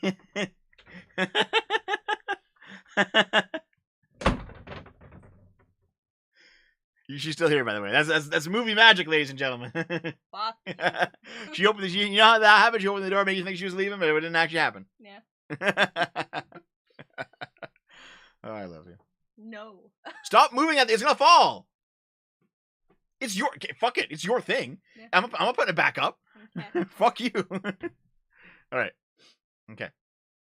So we have revolver. All right. Faces more than a dozen potential charges: resisting an officer, obstructing police, possession of a weapon or ammo by convicted felon, drug possession. Okay, yeah. So he drove away in a John Deere. Good job, buddy. You're a fucking retard. What's this one? Oh yeah, animal sex education should be an elective course offered everywhere to help teach people safe ways to enjoy sex with your non-human partner without risking injury to you or your loved one. So everyone who likes it gets to go to jail. Send it to the FBI, Dev. Send it to the FBI. Send it to the FBI like you did for that ICE tweet. Fuck. Marriage problems on stream. Dev, stop abusing Naomi. No. Giga Chad. I'm gonna remember this when you ask me to peg you later. When does that ever happen? All the fucking time. Okay. Reddit users are the least valuable of any social network. I agree wholeheartedly as someone who uses Reddit all the time. Reddit's latest funding round values its users at a lower price than any other social network. Yep. The company announced Monday it had raised $300 million in its Series D investment round at a valuation of $3 billion. CNBC previously reported this company's annual revenue topped at $100 million, according to sources familiar with the matter. And at 330 million monthly active users, this would make Reddit's average user revenue per user about 30 cents. Yeah, no, like there's ads on Reddit, and they suck. and that they do. The bad thing about them is that they make them look like posts, which is intensely annoying. I would actually prefer it if they didn't look like posts. Yeah, fuck yeah. But Jesus. there's actually not that many, which is why I like using it. So Twitter reported annual revenue. Hold on.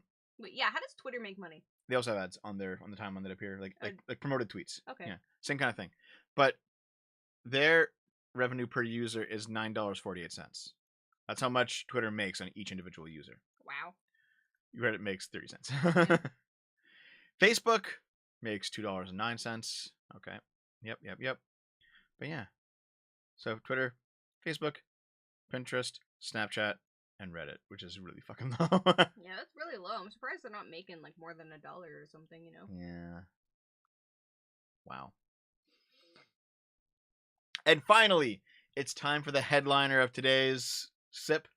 The thumbnail, by the way, it's Jeffrey Epstein and Ghislaine Maxwell with their faces replaced with Ms. Kiff and Maya. Jesus. It's a pretty good fucking Photoshop. Yeah. We're going to talk about the drama. Oh, are we? I'm not going to do a main video on this. It's not worth it, but we're going to talk about the drama, okay? Streamer involved in Twitch gambling saga now embroiled in sexual assault allegations. Okay. After taking shots at another streamer for his alleged crypto scams, Mizkif was accused of covering up a sexual assault. I'm sure you've all heard about this at this point. Let's see. Yesterday, news broke that It's Slicker scammed fellow streamers out of hundreds of thousands of dollars in order to support a sports gambling addiction. That news, in turn, prompted several prominent streamers, including Pokimane, Asmongold, and Hassan Abi, to call for the banning of slot gaming on Twitch, despite the fact that Slicker's gambling wasn't slots. One of the streamers calling for the Twitch gambling ban and a potential boycott of Twitch to further the issue was Mizkif, owner of the OTK Network, a popular streaming network that counts content creators like Imaru and the aforementioned Asmongold as his members. Mizkif was on a call with Hassan Abi and the two confronted Slicker for his scamming and gambling habits. On September 19th, Asmongold tweeted asking why Slicker had not been banned from Twitch. As this writing, he's still active on Twitch. Trainwreck's TV, a streamer and who frequently features slot gambling, and also said that he too was asked for money by Slicker, responded to Asmongold's tweet, saying that Asmongold and Mizkif were using the gambling situation as some kind of personal vendetta against him. Yeah, see? How the fuck is Slicker not banned on Twitch? The guy uses the platform to defraud dozens of people, streamers and viewers alike, and admits it. Because your pals decided it was in their best interest to use and platform the very person that scammed everyone for his horse racing and tennis bets to somehow twist it and wage their war against me. You both know deep down why the insecure little man is doing this. Wait, what does this have to do with Trainwreck at all? Did I miss something? Trainwreck is one of the guys who does gambling on Twitch. Yeah, but he's not Slicker, right? No, he's not. But here's the thing. These guys are pushing to get all gambling shows banned on Twitch. And Trainwreck does one of them. And so does XQC. Okay. And they're like, what the fuck? Just because Slicker is a piece of shit. Like, Slicker got money from people. But he used the money on the type of gambling that these guys want to ban. Or not on the type of gambling that these guys want to ban. And Trainwreck's like, what the fuck, dude? Like, don't ruin my show. Now, to be fair, Trainwreck and XQC are both, like, heavily addicted to gambling. Yeah. And they gotta stop that shit. But, like, in terms of what should be allowed on Twitch, like, the logic doesn't connect. Mm-hmm. What Slicker did will not be stopped by banning this type of gambling on Twitch. It will hurt these guys though. So you guys are like, what the fuck are you doing? Like they're calling it out, right? Mm-hmm. So in a now deleted tweet, Mizkif responded that if scamming is the requirement for deplatforming someone, Trainwreck himself should be removed from Twitch for promoting a seemingly worthless cryptocurrency called Joltcoin, which did happen. Trainwreck and also like other guys did say, yeah, we promoted a crypto coin that crashed and we made money off of it. Like, so that's also scamming. Like, fair enough, right? These guys are all fucking terrible. Hey, listen, JP, I use Twitch. I don't do any of this garbage. I just play video games on Twitch. I just hang out, you know? I don't know, Dev. I think you're, Fuck you. Okay. Trainwreck responded with a now bombshell accusation heard around the Twitch community that Mizkif was responsible for covering up sexual assault perpetrated by a close friend. So, these guys are all coming after Trainwreck, and Trainwreck's like, I have dirt on you. Why would you fucking come after me for this? And he just dropped it. Are you going to send Maya and Mitch to railroad and blackmail me like you did those girls to cover up all the sexual assaults, you fucking scumbag piece of shit? You want to come at me and make shit up? You better be insecure. You better be sure you don't live in a glass house, you insecure pussy. So, at this point, the conversation moves off of gambling and into basically the fact that Mizkif had various house Mizkif lives in a content house, okay? Basically meaning he lives in Austin, Texas. He has a house devoted to making internet content on. Other streamers come over. They benefit from being his IRL friend. He hosts parties. You know, if you're a streamer in Austin, you got to go to one of Mizkif's parties, or else you're not your stream's not getting promoted. You know, like you don't want to be on the outside of this kind of clique. Okay, but isn't it clique? Whatever. I think it's both actually. Yeah. But at Mizkif's parties, girls were getting sexually assaulted. Yeah. By Mizkif's friends. Because that's what happens at frat houses. And come closer. And Mizkif basically was covering it up because he wanted the good times to keep rolling. He didn't want to destroy his own company and his own brand. Mm-hmm. So he was covering up sexual assaults by his friend at his house. Mm-hmm. Wow, what a shit show. The sexual assault in question was allegedly committed by Crazy Slick. Oh, by the way, Crazy Slick is different from It's Slicker. Two different guys named Slick, okay? All right. Sexual assault was allegedly committed by Crazy Slick, who is a friend of Mizkif and was at one time his housemate. Crazy Slick allegedly assaulted Adriana Lee, a Texas-based streamer. In a stream posted yesterday, Adriana Lee claimed that Crazy Slick sent her sexually charged messages without her consent and assaulted her while she was passed out at a party. And Adriana Lee did like a long stream, she's like showing off all of her evidence, and like it seems to be pretty legit. Mm-hmm. All right. And also after that, like a bunch of girls came out saying like, yeah, Crazy Slick also like. So hold on. There's this tendency to dogpile, right? So when like a legitimate accusation comes out against a guy like Crazy Slick, you got girls coming up being like, dude, he did this to me too. He also like stuck his fingers in my butt or whatever. Like, you know what I mean? Like girls have like other girls feel more emboldened to come out and tell what happened to them. But also sometimes what happens is like completely innocent behavior gets wrapped up. So like it's like, yeah, dude, Crazy Slick once DM'd me and asked if we could have sex, and I said no. Then he left me alone, and it's like, but that's fine. Like that's reasonable. He shot his shot, and you got rejected, and he left you alone. Like that's not. Some people just want to get in on the attention, you know. Yeah. You know what I mean? But like some people, he did actually do this to some people. Okay, Pokemon pegged me. Okay, R.I.P. Wow. R.I.P. your butthole. Okay, so yeah. Adriana Lee claimed she was coerced into coming forward about the assault and was coached by Mizkif and his then girlfriend on what to say under the auspices that she would not receive backlash and to seemingly downplay Slick's culpability in the incident. So yeah, this clique was like, listen, Adriana, you're like a small streamer, but you have all these big connections. You want to keep those connections, right? You're gonna shut the fuck up about what happened to you. Yep. It's like, Jesus Christ, dude. Holy shit. In the 2-hour video, Adriana Lee showed clips of Mizkif saying Crazy Slick did harass her while I was talking about how post-assault, Crazy Slick used his connection to Mizkif, who seemingly wielded considerable power in the Texas-based streaming community, to undermine her career and to alienate her from her friends. People I've literally known for years and were super close with have turned on me and tried to come up with some random reason to not like me because they're mad they can't get in the Mizkif circle jerk. There's other clips of Mizkif allegedly downplaying her assault, with him saying it's sexual harassment, whatever. At a low scale, it's not really a big deal. I don't think people should really give a shit, really cared. Jesus Christ, Mizkif. Yeah. What the fuck, dude? Yeah, man, don't worry about it. Sexual assault isn't a big deal, right? It's not like every woman has experienced sexual assault at least once in her life, and lots of men have too. You know? Fun times. So Slick says that he never did it. This is all okay, whatever. Like he's entitled to his defense, right? So he wants to say this is all fake. You know, you do what you want, right? But the big issue is that Mizkif like basically staked his entire fucking reputation on this guy, and is now he like destroyed himself. Yep. All right, and his girlfriend Maya, who like also was in on it. Like their relationship is now fucked. Like they've broken up. Like the company's falling apart. Like Mizkif had to leave the company he founded. Like everything is just collapsing right now. Like everyone's reputation is destroyed. Everyone's just like going their separate ways and just parting. Like no one's friends anymore. It's all just done because they didn't just be like, dude, you're like you sexually assaulted the girl. You're out of the group. They should have just done that. Yeah. You know. That's what I fucking did with Alan. You know, when that shit happened. Yeah. I was like, get the fuck out. I don't want to deal with you anymore. Yeah. I'm not gonna fucking tank my own fucking anything because you decide to whatever. But still, you know what I mean? Like. I think the issue honestly is that all these people, like they're all really big streamers, like way bigger than me, right? We're talking like tens of thousands of viewers whenever they go live, okay? They're all huge streamers. But also, they only have friends who are also streamers.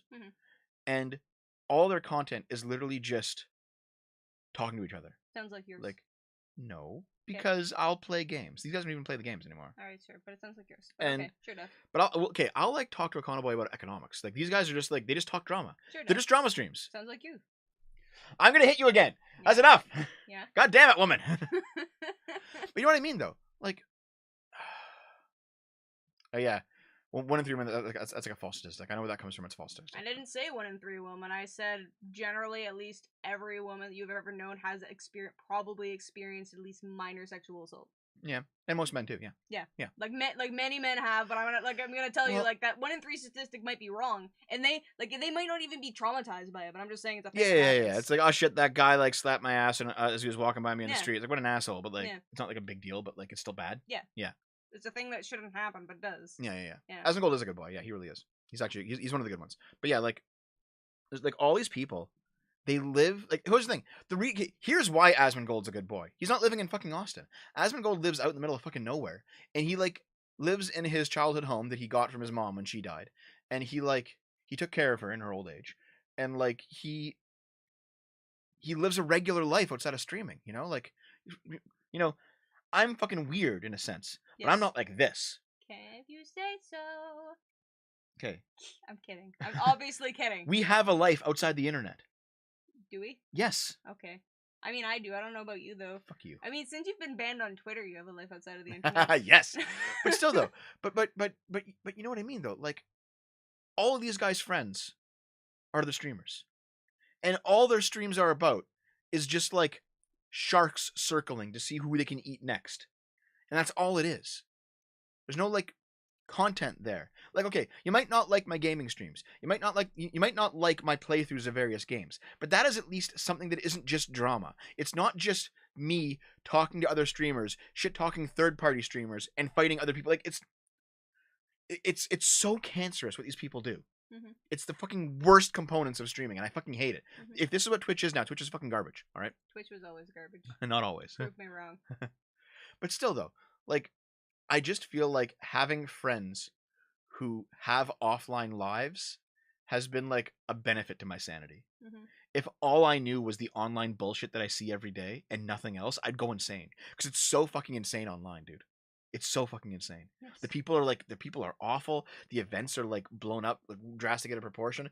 People are talking about the most like insane, cliquey, in a bubble fucking nonsense. Nothing that's ever actually in reality. Like, then you go outside and it's like, oh, people are just walking around, being normal. It's like, you know, people are polite. Go to a store. It's like, hey, regular people, you know, we can go into the forest if we want. We can go down to the mall if we want. You know, normal, everyday, like real life things. Mm-hmm. These people like aren't grounded in reality, I think. It's okay. You weren't for a while either. What do you mean? When? Back when you first started getting big with Sargon. That's not true. Totally Actually, no. Yeah. I had like a period where I was online too much. Yeah, that's true. Yeah. We had like a fight. But I pulled you back. we had a fight over it, and you were like, Debbie. I was like, yeah, fair enough. I gotta stop. Yeah. That's why streamer houses are dumb. Yeah, man. What about Reddit mod houses? Are those also dumb? Yeah, oh God, Jesus Christ. You almost forgot about it, didn't you? Here's the thing, like, I'm probably gonna eventually have like a streamer house, but it's not gonna be like this. It's gonna be like we're gonna have an office, a recording booth. We're gonna actually gonna like make the real content. So then it would just be an office. Just like an office, yeah. Yeah, you don't call it a streamer. I guess well, it'll be in a house though. That's probably the thing. Taints it. I guess that's the difference between like a house and an office, eh? Yeah. I thought that's an A train for a sec. I'm like, we're not talking train about the boys. XQC at the word. I'm not just taking train and XQC at their word. I watched the Adriana stream already, and I saw her evidence. So no, I don't just take them at her word.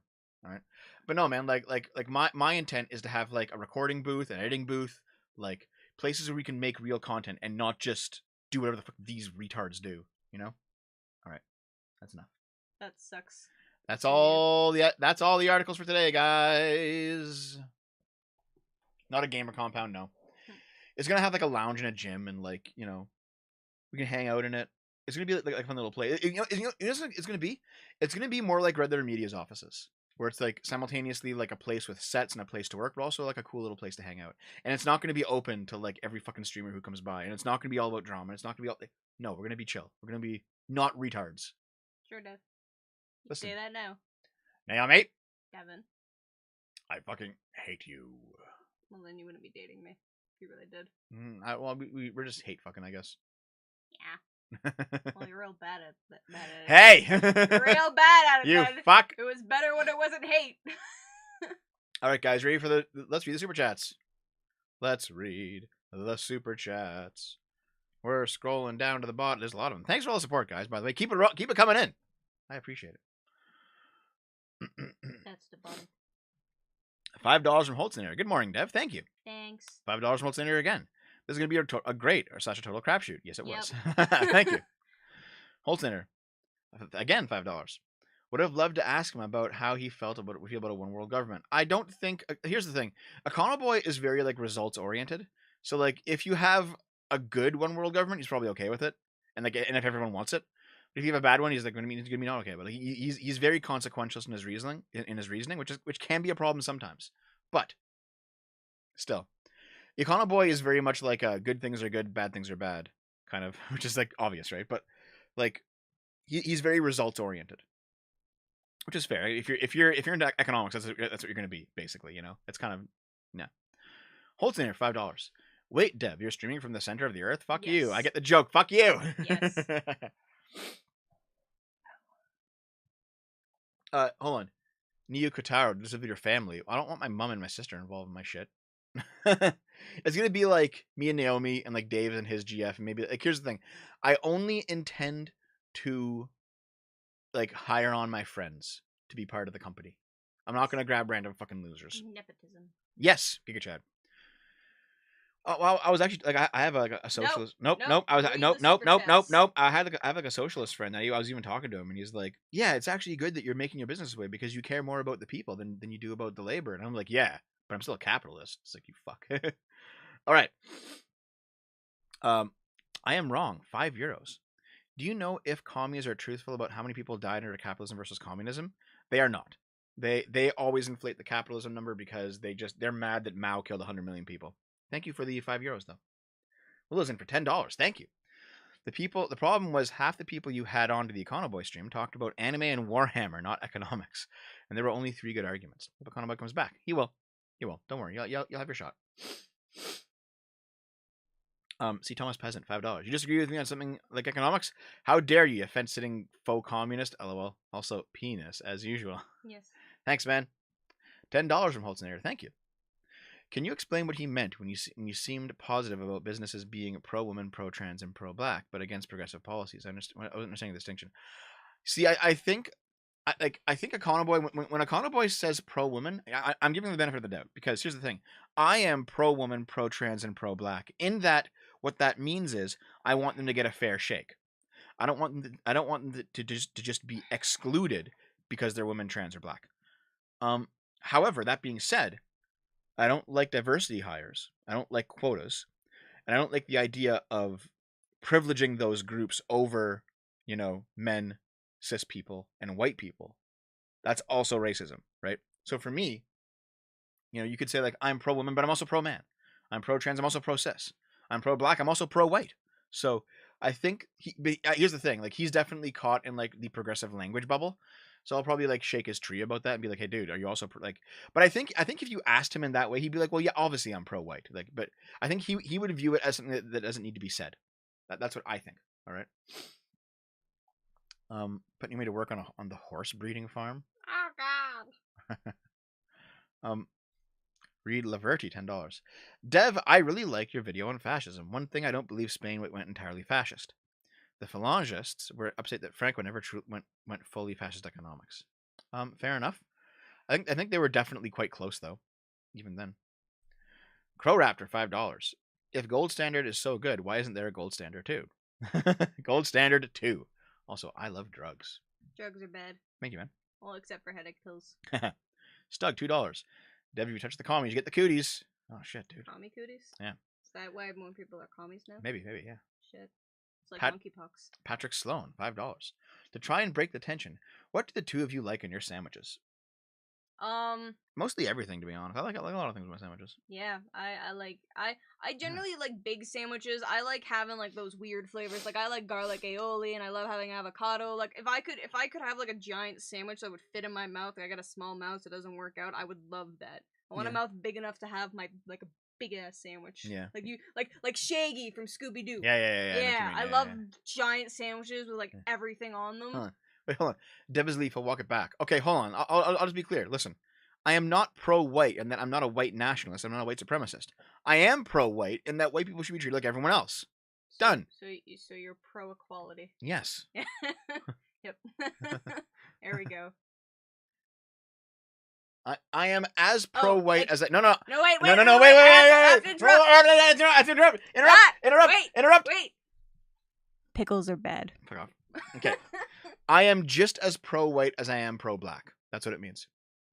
And as for why Econoboy enters into the intersectionalist framework, it's because he's just a lefty. That's fine though. I can be friends with lefties. Boop. I'm friends with Econoboy like I'm friends with Aiden Paladin.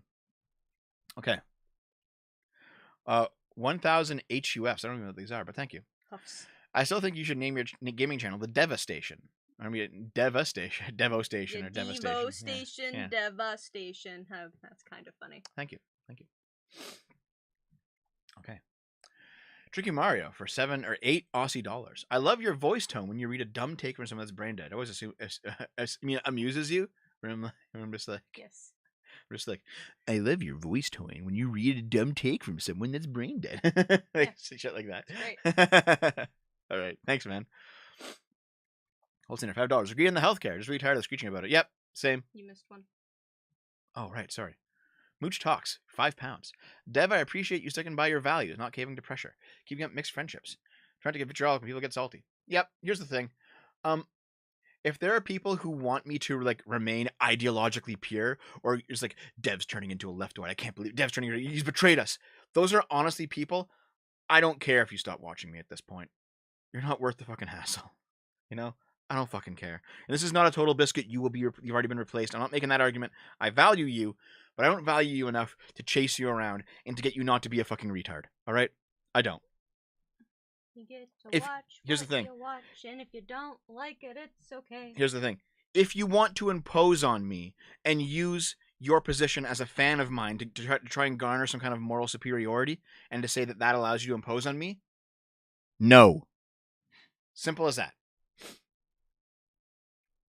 Okay. That one. Real Holtzner at $5. Agreed on the healthcare. Just really tired of people screeching about it. Yep. Same. Even though we talked about it. Mm-hmm. Real Holtzner, $5. Look at America. It seems like it's a decaying mess. Only in some places. It's everywhere. Only in some places. Doomquir, $2. I just don't trust the Fed not to screw it up. That was universal healthcare. Yeah. Which is also fair. That's also fair, yeah. Like, I think, here's the thing. The liberal position is to have a natural skepticism of government power. Fair enough. But libertarians take that to mean, like, the government is always a failure. It always ruins everything. You can never actually give them the credit that they're due when they do something right. It's like, no, guys, like, no. The point of skepticism of the Fed is to have a mechanism to improve the Fed, not to abolish it. We are here to reform things, not to be revolutionaries. Spikes D, $5. Public school has become commie indoctrination. Why would we not expect universal healthcare to become a commie weapon up for submission? It could be. And we should fight against that, just like we should fight against public school becoming commie indoctrination. Here's the thing. You are describing states of affairs that have happened. But you're not describing, like, the answer to that is, let's stop it. You know? Mm-hmm. Speak out. You know, if you're a student at a school and they're doing this commie bullshit, be like, no. Maybe you get a bad mark. Maybe teachers doesn't like you anymore. Maybe you get suspended for like a week. Who fucking cares? It's just school. Who gives a fuck? Dude, no. Stand up for what's right. That doesn't mean to like completely reject society, but no. If you're not going to fight for what you believe because someone else has already fought for what they believe, and now you have to like fight it. Like what's the complaint here? It's like, oh shit. Man, the commies took over. It sucks I gotta actually fight against the commies. I should just give up and walk into the forest. It's like, no. You fucking doomer. I would prefer to live in the woods if I wasn't afraid of bugs. Giga chat it. Fight them. I can't fight the bugs, Dev. Rhetorically. I can't fight the bugs. Okay. This one. Will is in $10. Dev, before Obamacare, healthcare was cheaper, quicker, and better. In the decade since it's only gotten worse. I've lived through both ends. I've been low income the entire way. It does not work. Depends. Obamacare fucking sucks compared to what Canada has. Canada has its problems. Don't get me wrong. Lots of problems here. Yep. It's still better than what the Americans have. And you know what? Lots of other for now. Yeah, lots of other countries, man, have done universal health care. America can do it too. You guys got to figure it out. You know what you guys got to do? You guys got to like basically purge every single one of your hold on. I did this in my healthcare video. I showed off that like basically the ratio between what people spend out of pocket, what gets covered by the government, and what gets covered by private insurance is all the exact same in every single developed country, with the exception of the United States. And the only difference in the United States is that private insurance takes proportionally way more, which is where the problem is. You guys need to like massively reform private insurance. That's going to mean destroying some private insurance healthcare businesses. It's going to mean some people are out of jobs. But you know what? Those jobs are leeches anyway. Yeah. Cope harder, Dev. What the fuck? Dude, you're a retard. It's like, here's my laid out idea. Cope harder, Dev. It's like, what the fuck is wrong with you? All right. Yeah, Cold Snare, $10. Thank you. Here's a brain rot take. In England, the NHS allows a doctor to refuse service on grounds of racism. According to the left, all white people are racist. Therefore, white people can be refused service. Yeah, that's bullshit. You know what? If you're paying into a healthcare service like that, you shouldn't be refused grounds because the doctor thinks you're a racist. No, you paid for it. No, that's here. The only time a doctor should be able to refuse service is if one like first of all they don't consent, like they don't want to do the procedure. It's like I don't believe in abortion, so I'm not going to do it. Fine, that's your choice as a doctor. Two, if you're like assaulting like the doctor or the nurse or whatever, then yeah, they can refuse service. If doctors should not, if you're paying into a universal healthcare service, doctors should not be allowed to just refuse service for something that they would do based on your political beliefs. Fucking retarded. Fucking retarded.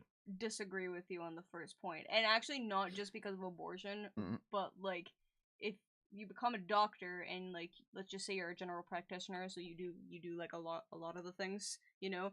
Don't do that then. Don't become a doctor if you're gonna refuse service for specific things because you don't believe in them.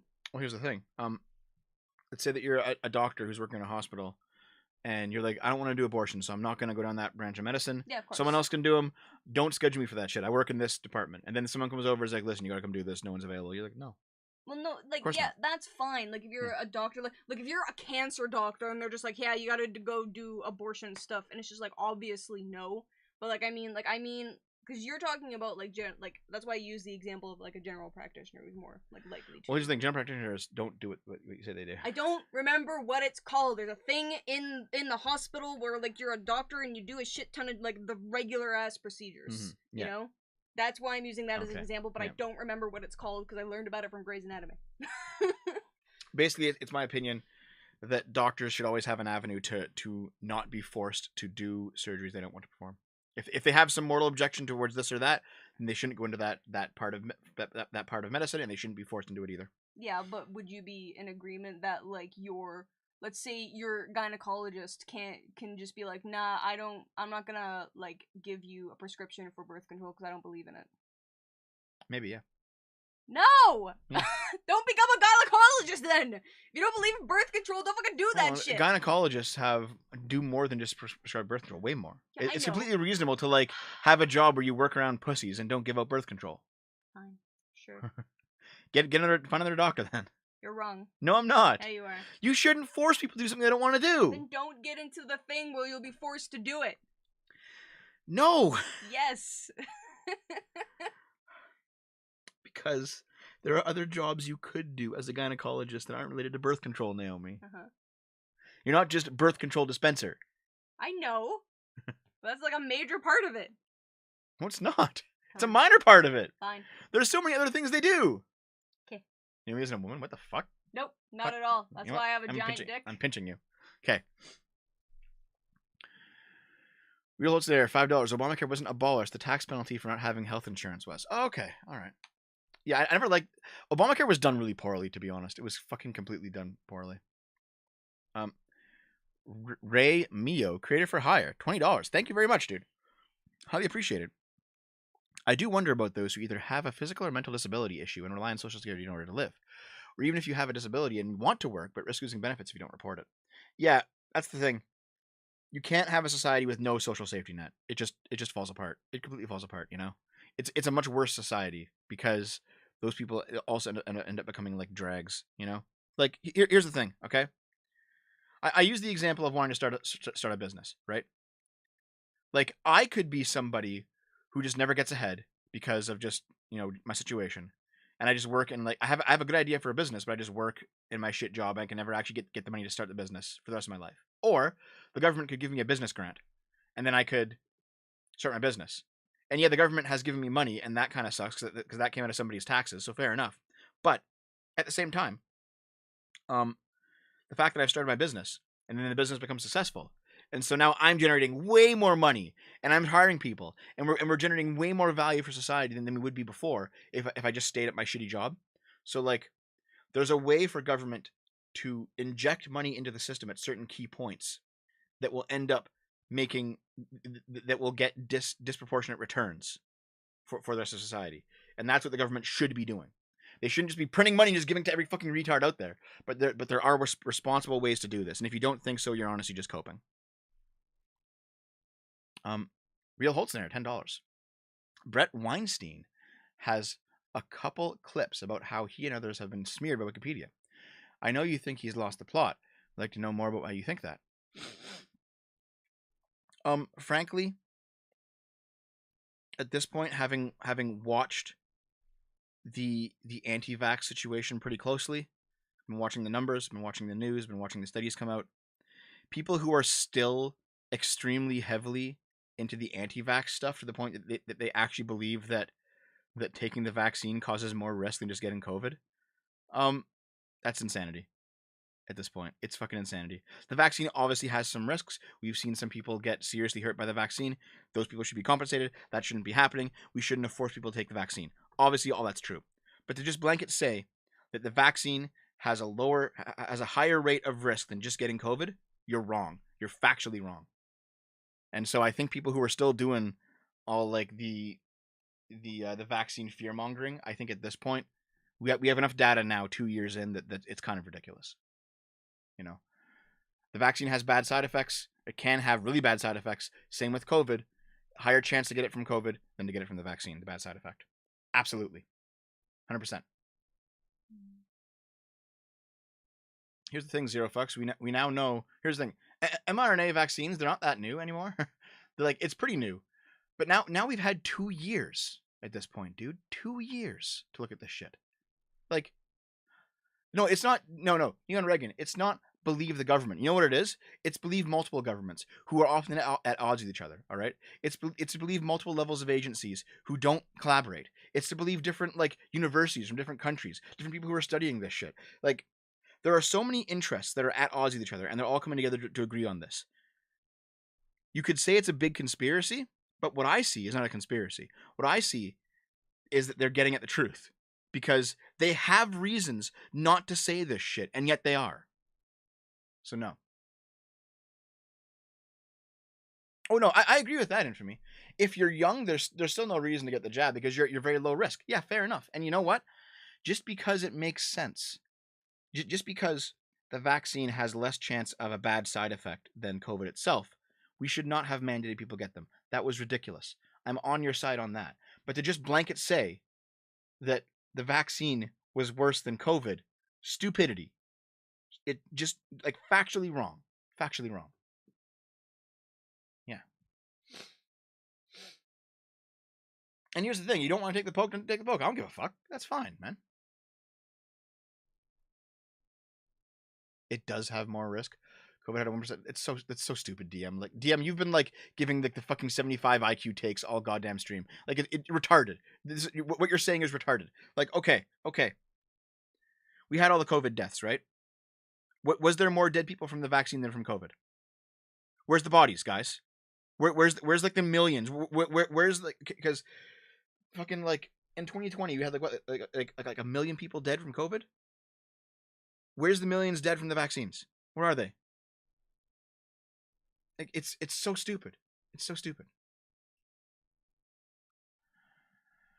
God.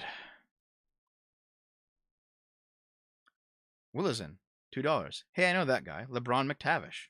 I don't know what that's in relevance to, but thank you for the $2. That's why you should read them while they're happening. I can't. You can't interrupt. Why not? Okay. You spend like 2 minutes on an article, and then you can read the super chat associated with it. I didn't see it coming. What? What? What? What? What? What? What? What? What? What? What? What? What? Wow. Stop. Okay. Rita Holtzner, $5. 4 billion people on this planet owe their lives to the guy who invented Zyklon B. Why? I think Zyklon B was wait. Fuck you. Okay. Wasn't Zyklon B used to kill the Jews? You I fucker. don't fucking know. Okay. Generic, $5.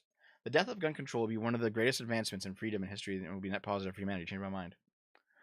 I don't know, man, because the reason that America had such a good gun culture is because, one, they had access to guns, but two, they also had like a very responsible like gun safety culture too. You know, no, they did, seriously. Parents like taught their kids how to use rifles from a young age. You know, they had like readiness. It was considered a social responsibility to know how to use a firearm responsibly and to not use it just willy nilly. That's gone now. You go to any fucking inner city, you'll see that's gone now. So I don't know. I'm not sure if American culture is fully ready for like complete gun freedom, because holy fuck, like imagine what it's going to be like with an entire generation of Zoomers who have no respect for guns getting their hands on guns. What a shit show that's going to be. Holy fuck.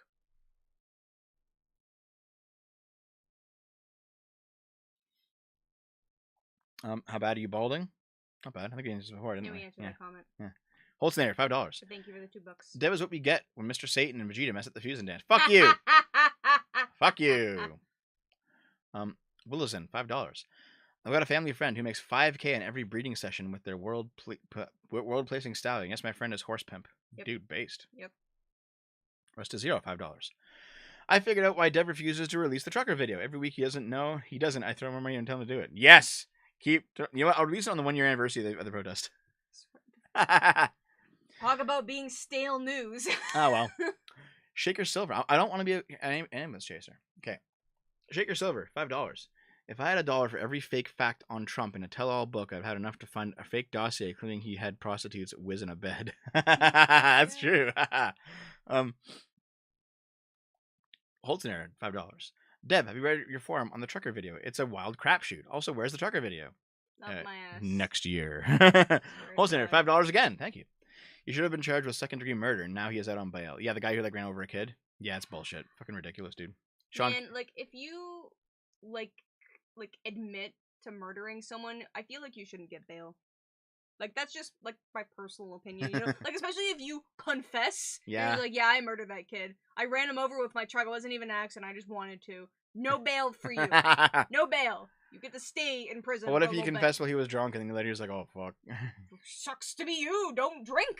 Don't drink and drive. Okay. What's in there? $5. Hold on. You already read Sean King, $1. Just nothing. Thanks for the dollar. Thanks. Sean King, $2. Dev, where'd you find it? Special ed? Yep. Yes. You just said yes. Robbed of a cradle while I was in school. Yeah. Hold on. Ben Hillman. I never said all libertarians. And if I did, I take it back. I don't mean all libertarians. I said libertarians, not all libertarians. There are obviously libertarians who don't think like this. This is the general. Not all libertarians. Yeah. Wolfsbane, $5. This is why streamer houses are dumb. This is similar to the whole Fed and Pokey drama from OTV. At least with Fed, he was only being a creep, not a sexual assaulter. Yeah, fair enough. I don't remember that drama though, dude. Let me refresh. Wolfsbane was the last one. Yep. That we just read. Another Wolfsbane for $2. At least it's a Gundam. Made the Fed Pokey drama funny. I like it. It's a Gundam. He's great. I'm gonna have him on for something at some point. We keep talking about it, but we always miss each other's schedules. He's a good guy. $2. Stug. Will Div apologize for his pro-right white rhetoric? No! Of course I'm pro-white. What the fuck? I'm pro-white I'm pro every other race. And here's the thing, alright? Okay, you know what's really funny? So, you say, some leftoid would be like, listen, can you say trans rights for me? And I'll be like, yeah, okay, sure. I mean, trans rights are human rights. You know, they deserve the same rights as everyone else. And, of course, yeah. And they're like, no, not with the equivocation. Just say trans rights. And the reason is they want you to, they want to get you on. For a sound clip. For a sound clip. And here's the thing. When they mean trans rights, they don't mean trans rights are human and therefore they have, they're equal to everyone else. They don't mean that. but they want you to say it. But like, here's the thing: when people say, can you say pro-white, please? They're doing the exact same thing. Yeah. So when I say, yeah, I'm pro-white, the same way that I'm pro-black, it's like, no. Say that you're pro-white. It's like, sound clips. fuck, everything's so stupid. Christ. I fucking hate everyone. All right. Common Cure, $5. Regardless of all the World Economic Forum conspiracies, do you think there's a market for food alternatives made with cricket protein? That's what the issue is. Yes. Yeah, probably. Yeah. People like I ate a cricket once. You know, it was a barbecue cricket. It was really fucking gross. Mm-hmm. Mostly because I hate barbecue. I don't know why I decided to do it, but I did. And like, it wasn't bad. I'm terrified of bugs, and I still ate it. If I would 100%, as someone who legitimately like cries at the sight of a fly flying in my face, would eat things made out of bugs. Like, if I didn't have to see that it was a bug. 100%. I had a chocolate covered cricket once. It wasn't great, but like, I've tried it. Here's the thing, like, people are freaking out about eating the bugs, and it's like, yeah, fair enough. Like, but you just don't have to eat them. Just don't eat them. Just don't buy that shit. Yeah, but like, that's it'll be okay. Like, but that's the thing though. Like, now we can like technically synthesize in a lab meat. Yeah. Just also make things out of bugs. It's fine. Can you say all lives matter? Yeah, of course all lives matter. Obviously they do. Of course all lives matter. What the fuck? All lives matter, just like no lives matter. All lives matter except Naomi's. That's mean. No. Except women's. That's more mean. Okay. $2. Send Dips a word of message, receive angry rant. That's literally my life. Mooch talks. No, I'm sorry. I'm sorry, buddy. That's literally my life. Wait, guys. what was your comment? Let me go back. Oh yeah, that's right. Yeah. This shit. Yeah. Thank you, Mooch. Thank you. I appreciate your monies. Stug, $5. What do you mean when you say universal healthcare? For me, when I say universal healthcare, is like not necessarily that the state should just own all the healthcare apparatus. I don't believe in that. That's ridiculous. I like Canada's system. In Canada, you have hospitals that are like owned by charities, or they're owned by cities, or they're owned like whatever. You have clinics that are owned by doctors, that are owned by like people are in business for themselves. It works like any other market. However, the bill is simply footed by a government insurance plan. So what happens is my doctor runs his own business. He owns a clinic. He owns the property. He operates the business. He hires staff. He does all that shit. I go there, and he charges me what he charges me for my service, and then I swipe my universal healthcare card, my OHIP card, and the government foots the bill. The government pays for the bill that I owe the doctor, and that's how it works here. And I think that's a decent middle road, because you still get private innovation and private ownership. People still aren't simply serfs of the state, but people that also means that the population, especially the poor population, can get at least a basic level of care that they need, because everyone needs healthcare. All right. Have biological mass die-off? Jesus, never mind. If it's not economically or environmentally viable to farm crickets, then never mind. Yeah. That's why you shouldn't eat almonds either. Or what was the other one? It was almonds and palm oil. Yeah. Yeah. Anyway, next one. Actually, nope, you're done. Hold on. I can still go to my doctor, actually. Rusta Zero, $5. The whole vaccine argument means nothing and isn't relevant. The government doesn't have the right to blanket force medical practices. I agree. This is where I agree with you. The government does not have the right to blanket force medical practices on its people. Completely agree. No one who wants the vaccine should be forced to get it. Absolutely. I'm 100% on board. The only wiggle room I put in there is if you work in medical, you probably should have to take it. Yeah. If you're a doctor or a nurse yourself, you probably have to take it. That seems reasonable. Yeah. But for your average person, no. Like, not even if you're just, like, specifically a government worker working for the government. Like, literally just for, like, you work in old age homes. You work with immunocompromised people. You're just, like, a regular ass nurse. You gotta have all your vaccines. Yep, that seems reasonable to me. Yeah. Outside of that, no. You just make the vaccine available. Whoever wants it gets it. Whoever doesn't. And then leave it alone. That's what they should do. Of course, that's what they should do. But, like, at the same time, people saying the vaccine is more dangerous than COVID. You're retards. You're just fucking retards. Oversized Trash Panda, $5. The same guy who invented Zyklon B, Fritz Haber, also invented fertilizer and thus fed like everyone on the planet. Thank you for explaining that, Trash Panda. Thank you, dude. Appreciate it. Because neither one of us knew.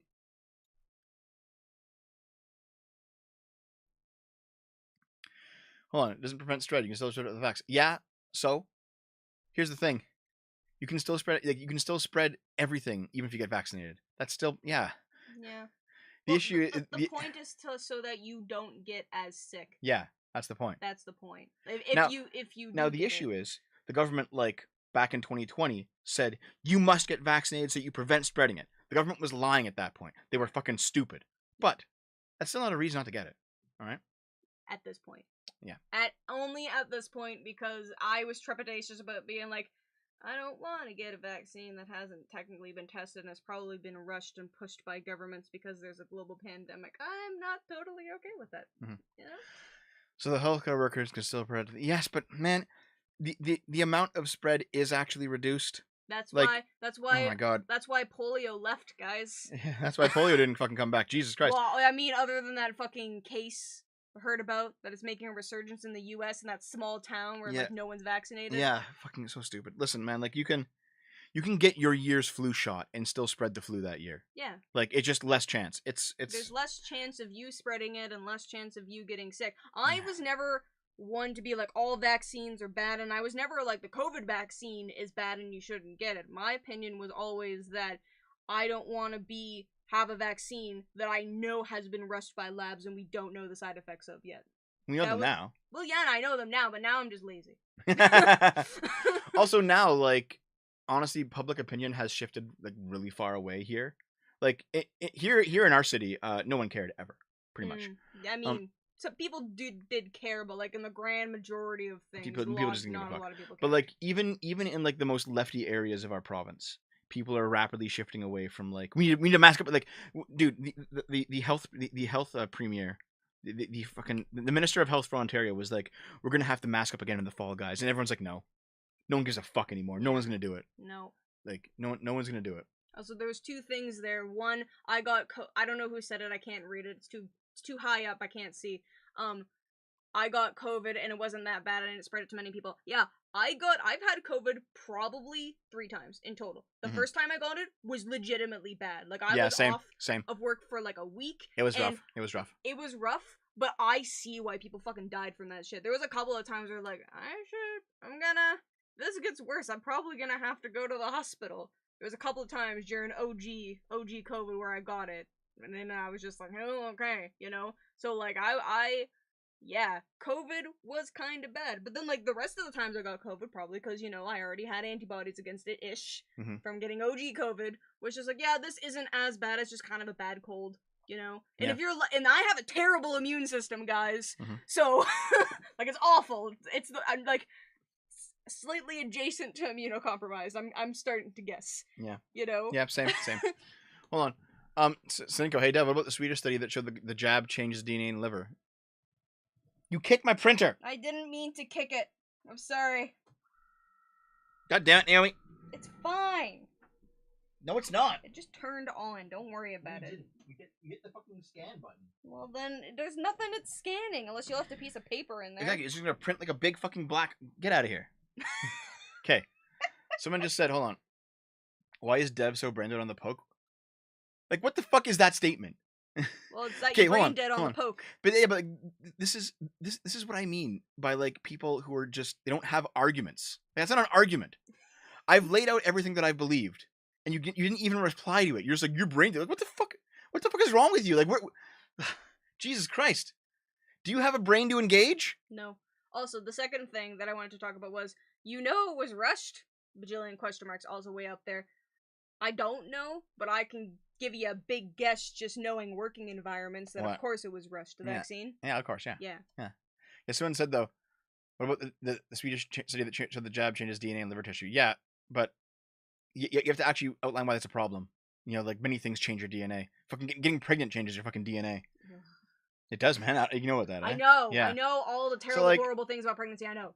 No, I'm not gonna entertain fear mongering about the mRNA vaccine, which injects like the piece of DNA that like will give you the immunity. It changed your DNA. It's like, yeah, but you know what? Also changes your DNA, getting the virus and having immunity to it. Like, all right. Okay.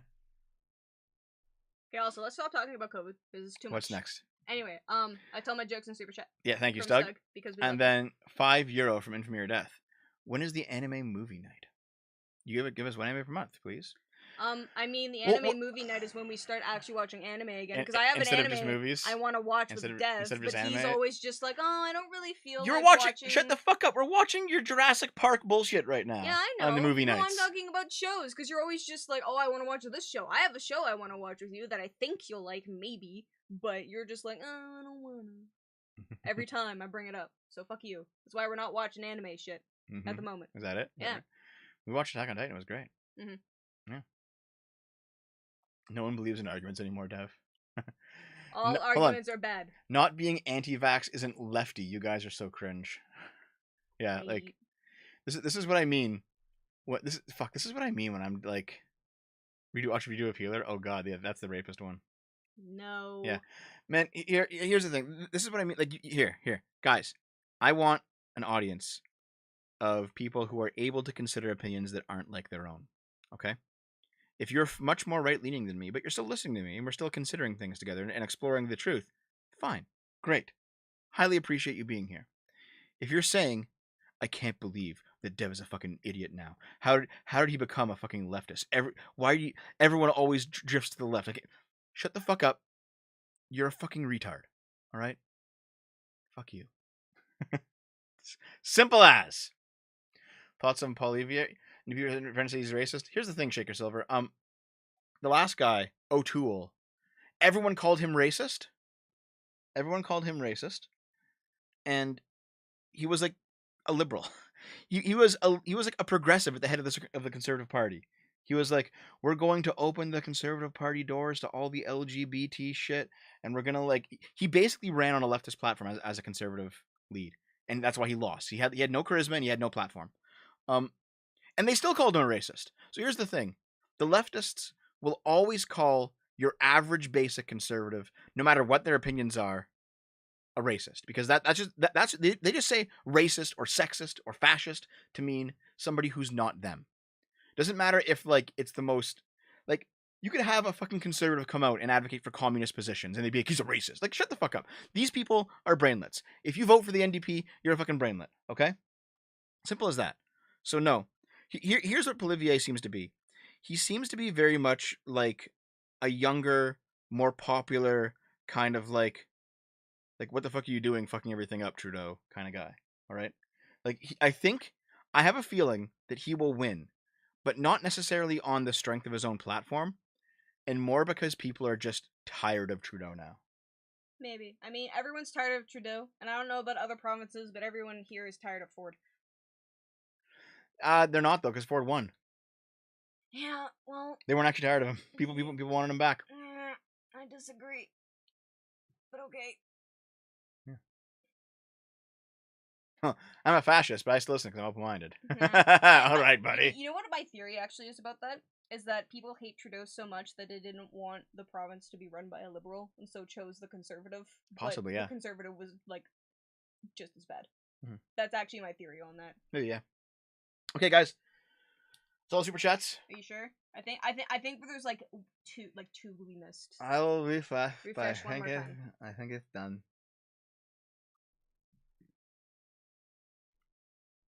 Hold on. That was the last one we read. This one. Still waiting to get COVID. Can anyone share it? I'll give it to you. Share. Just come and French kiss me. Yes, see. $5 from Willis, and I'll give you $100 if we group watch interspecies reviewers. $200 if Naomi provides live commentary. Dude, I love interspecies reviewers. I'm 100% down for that. All right. Yeah. We'll set it up. Sure. 5th time watching it. Let's go. And Gloverfield for €2 with no message. Thank you. Thank you very much. Thank you very much, guys, for all the super chats, for all your support. Probably not until 2023, but I do intend to like change up certain things about my channel, change up how I do certain shows, change up what kind of guests I have on. I'm gonna like shuffle things around a bit. I'm probably gonna go through a rebranding. I'll probably take on like maybe some new music in the background, maybe some new artwork. I'm gonna really like try to like relaunch things in 2023. I'm still gonna have the same opinions. I'm still gonna be a centrist, but okay, I'm losing respect since I've been talking about the truckers were tyrannized. The truckers were the truckers. Hold on, the truckers were simultaneously tyrannized and also tyrannizing the city. Like the truckers had no legal right to just park in the middle of the road. That's blocking a road, obviously, right? But you know what? BLM did it, so I guess that's what we do now. Mm-hmm. Fuck.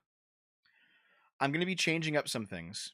I'm gonna be changing up how I do some shows and what guests I have on. I'm not fully satisfied with the quality of my content. I'm gonna try some new things. This is his midlife crisis. He'll say it's not, but it is. Oh, fuck off. It is. Fuck off. Don't let him lie. It is. Don't change the intro music. It's iconic. I'm gonna keep the same like jingle, like the do do do do do do do do do. But I'm gonna like change it a little bit though. Yeah, well, listen, we already agreed. Yep. We already agreed. Yeah. At some point. Don't know when, but yeah, totally.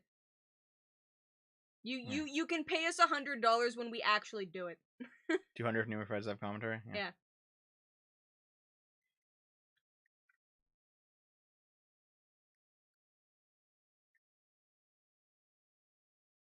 The right to protest covers blocking the road. They won a court case. Does it really? That's dumb. That's dumb. It shouldn't cover that, but all right. Yeah. Oh, we got a sticker. Is that a hippo? Yeah, it's cute. A GG hippo. Even though hippos are terrifying. I miss the OG I mean, like different Scrump music. The I mean, I had to retire that because I retired Scrump. You know, just how it is. All right.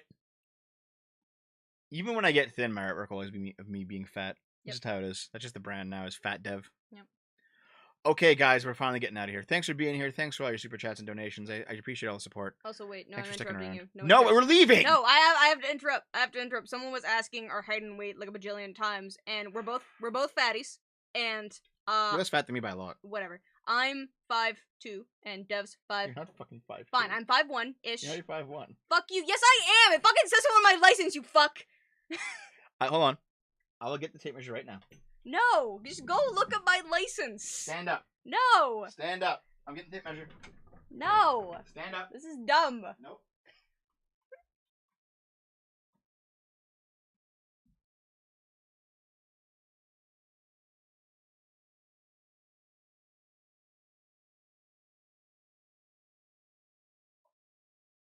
Stand up. No.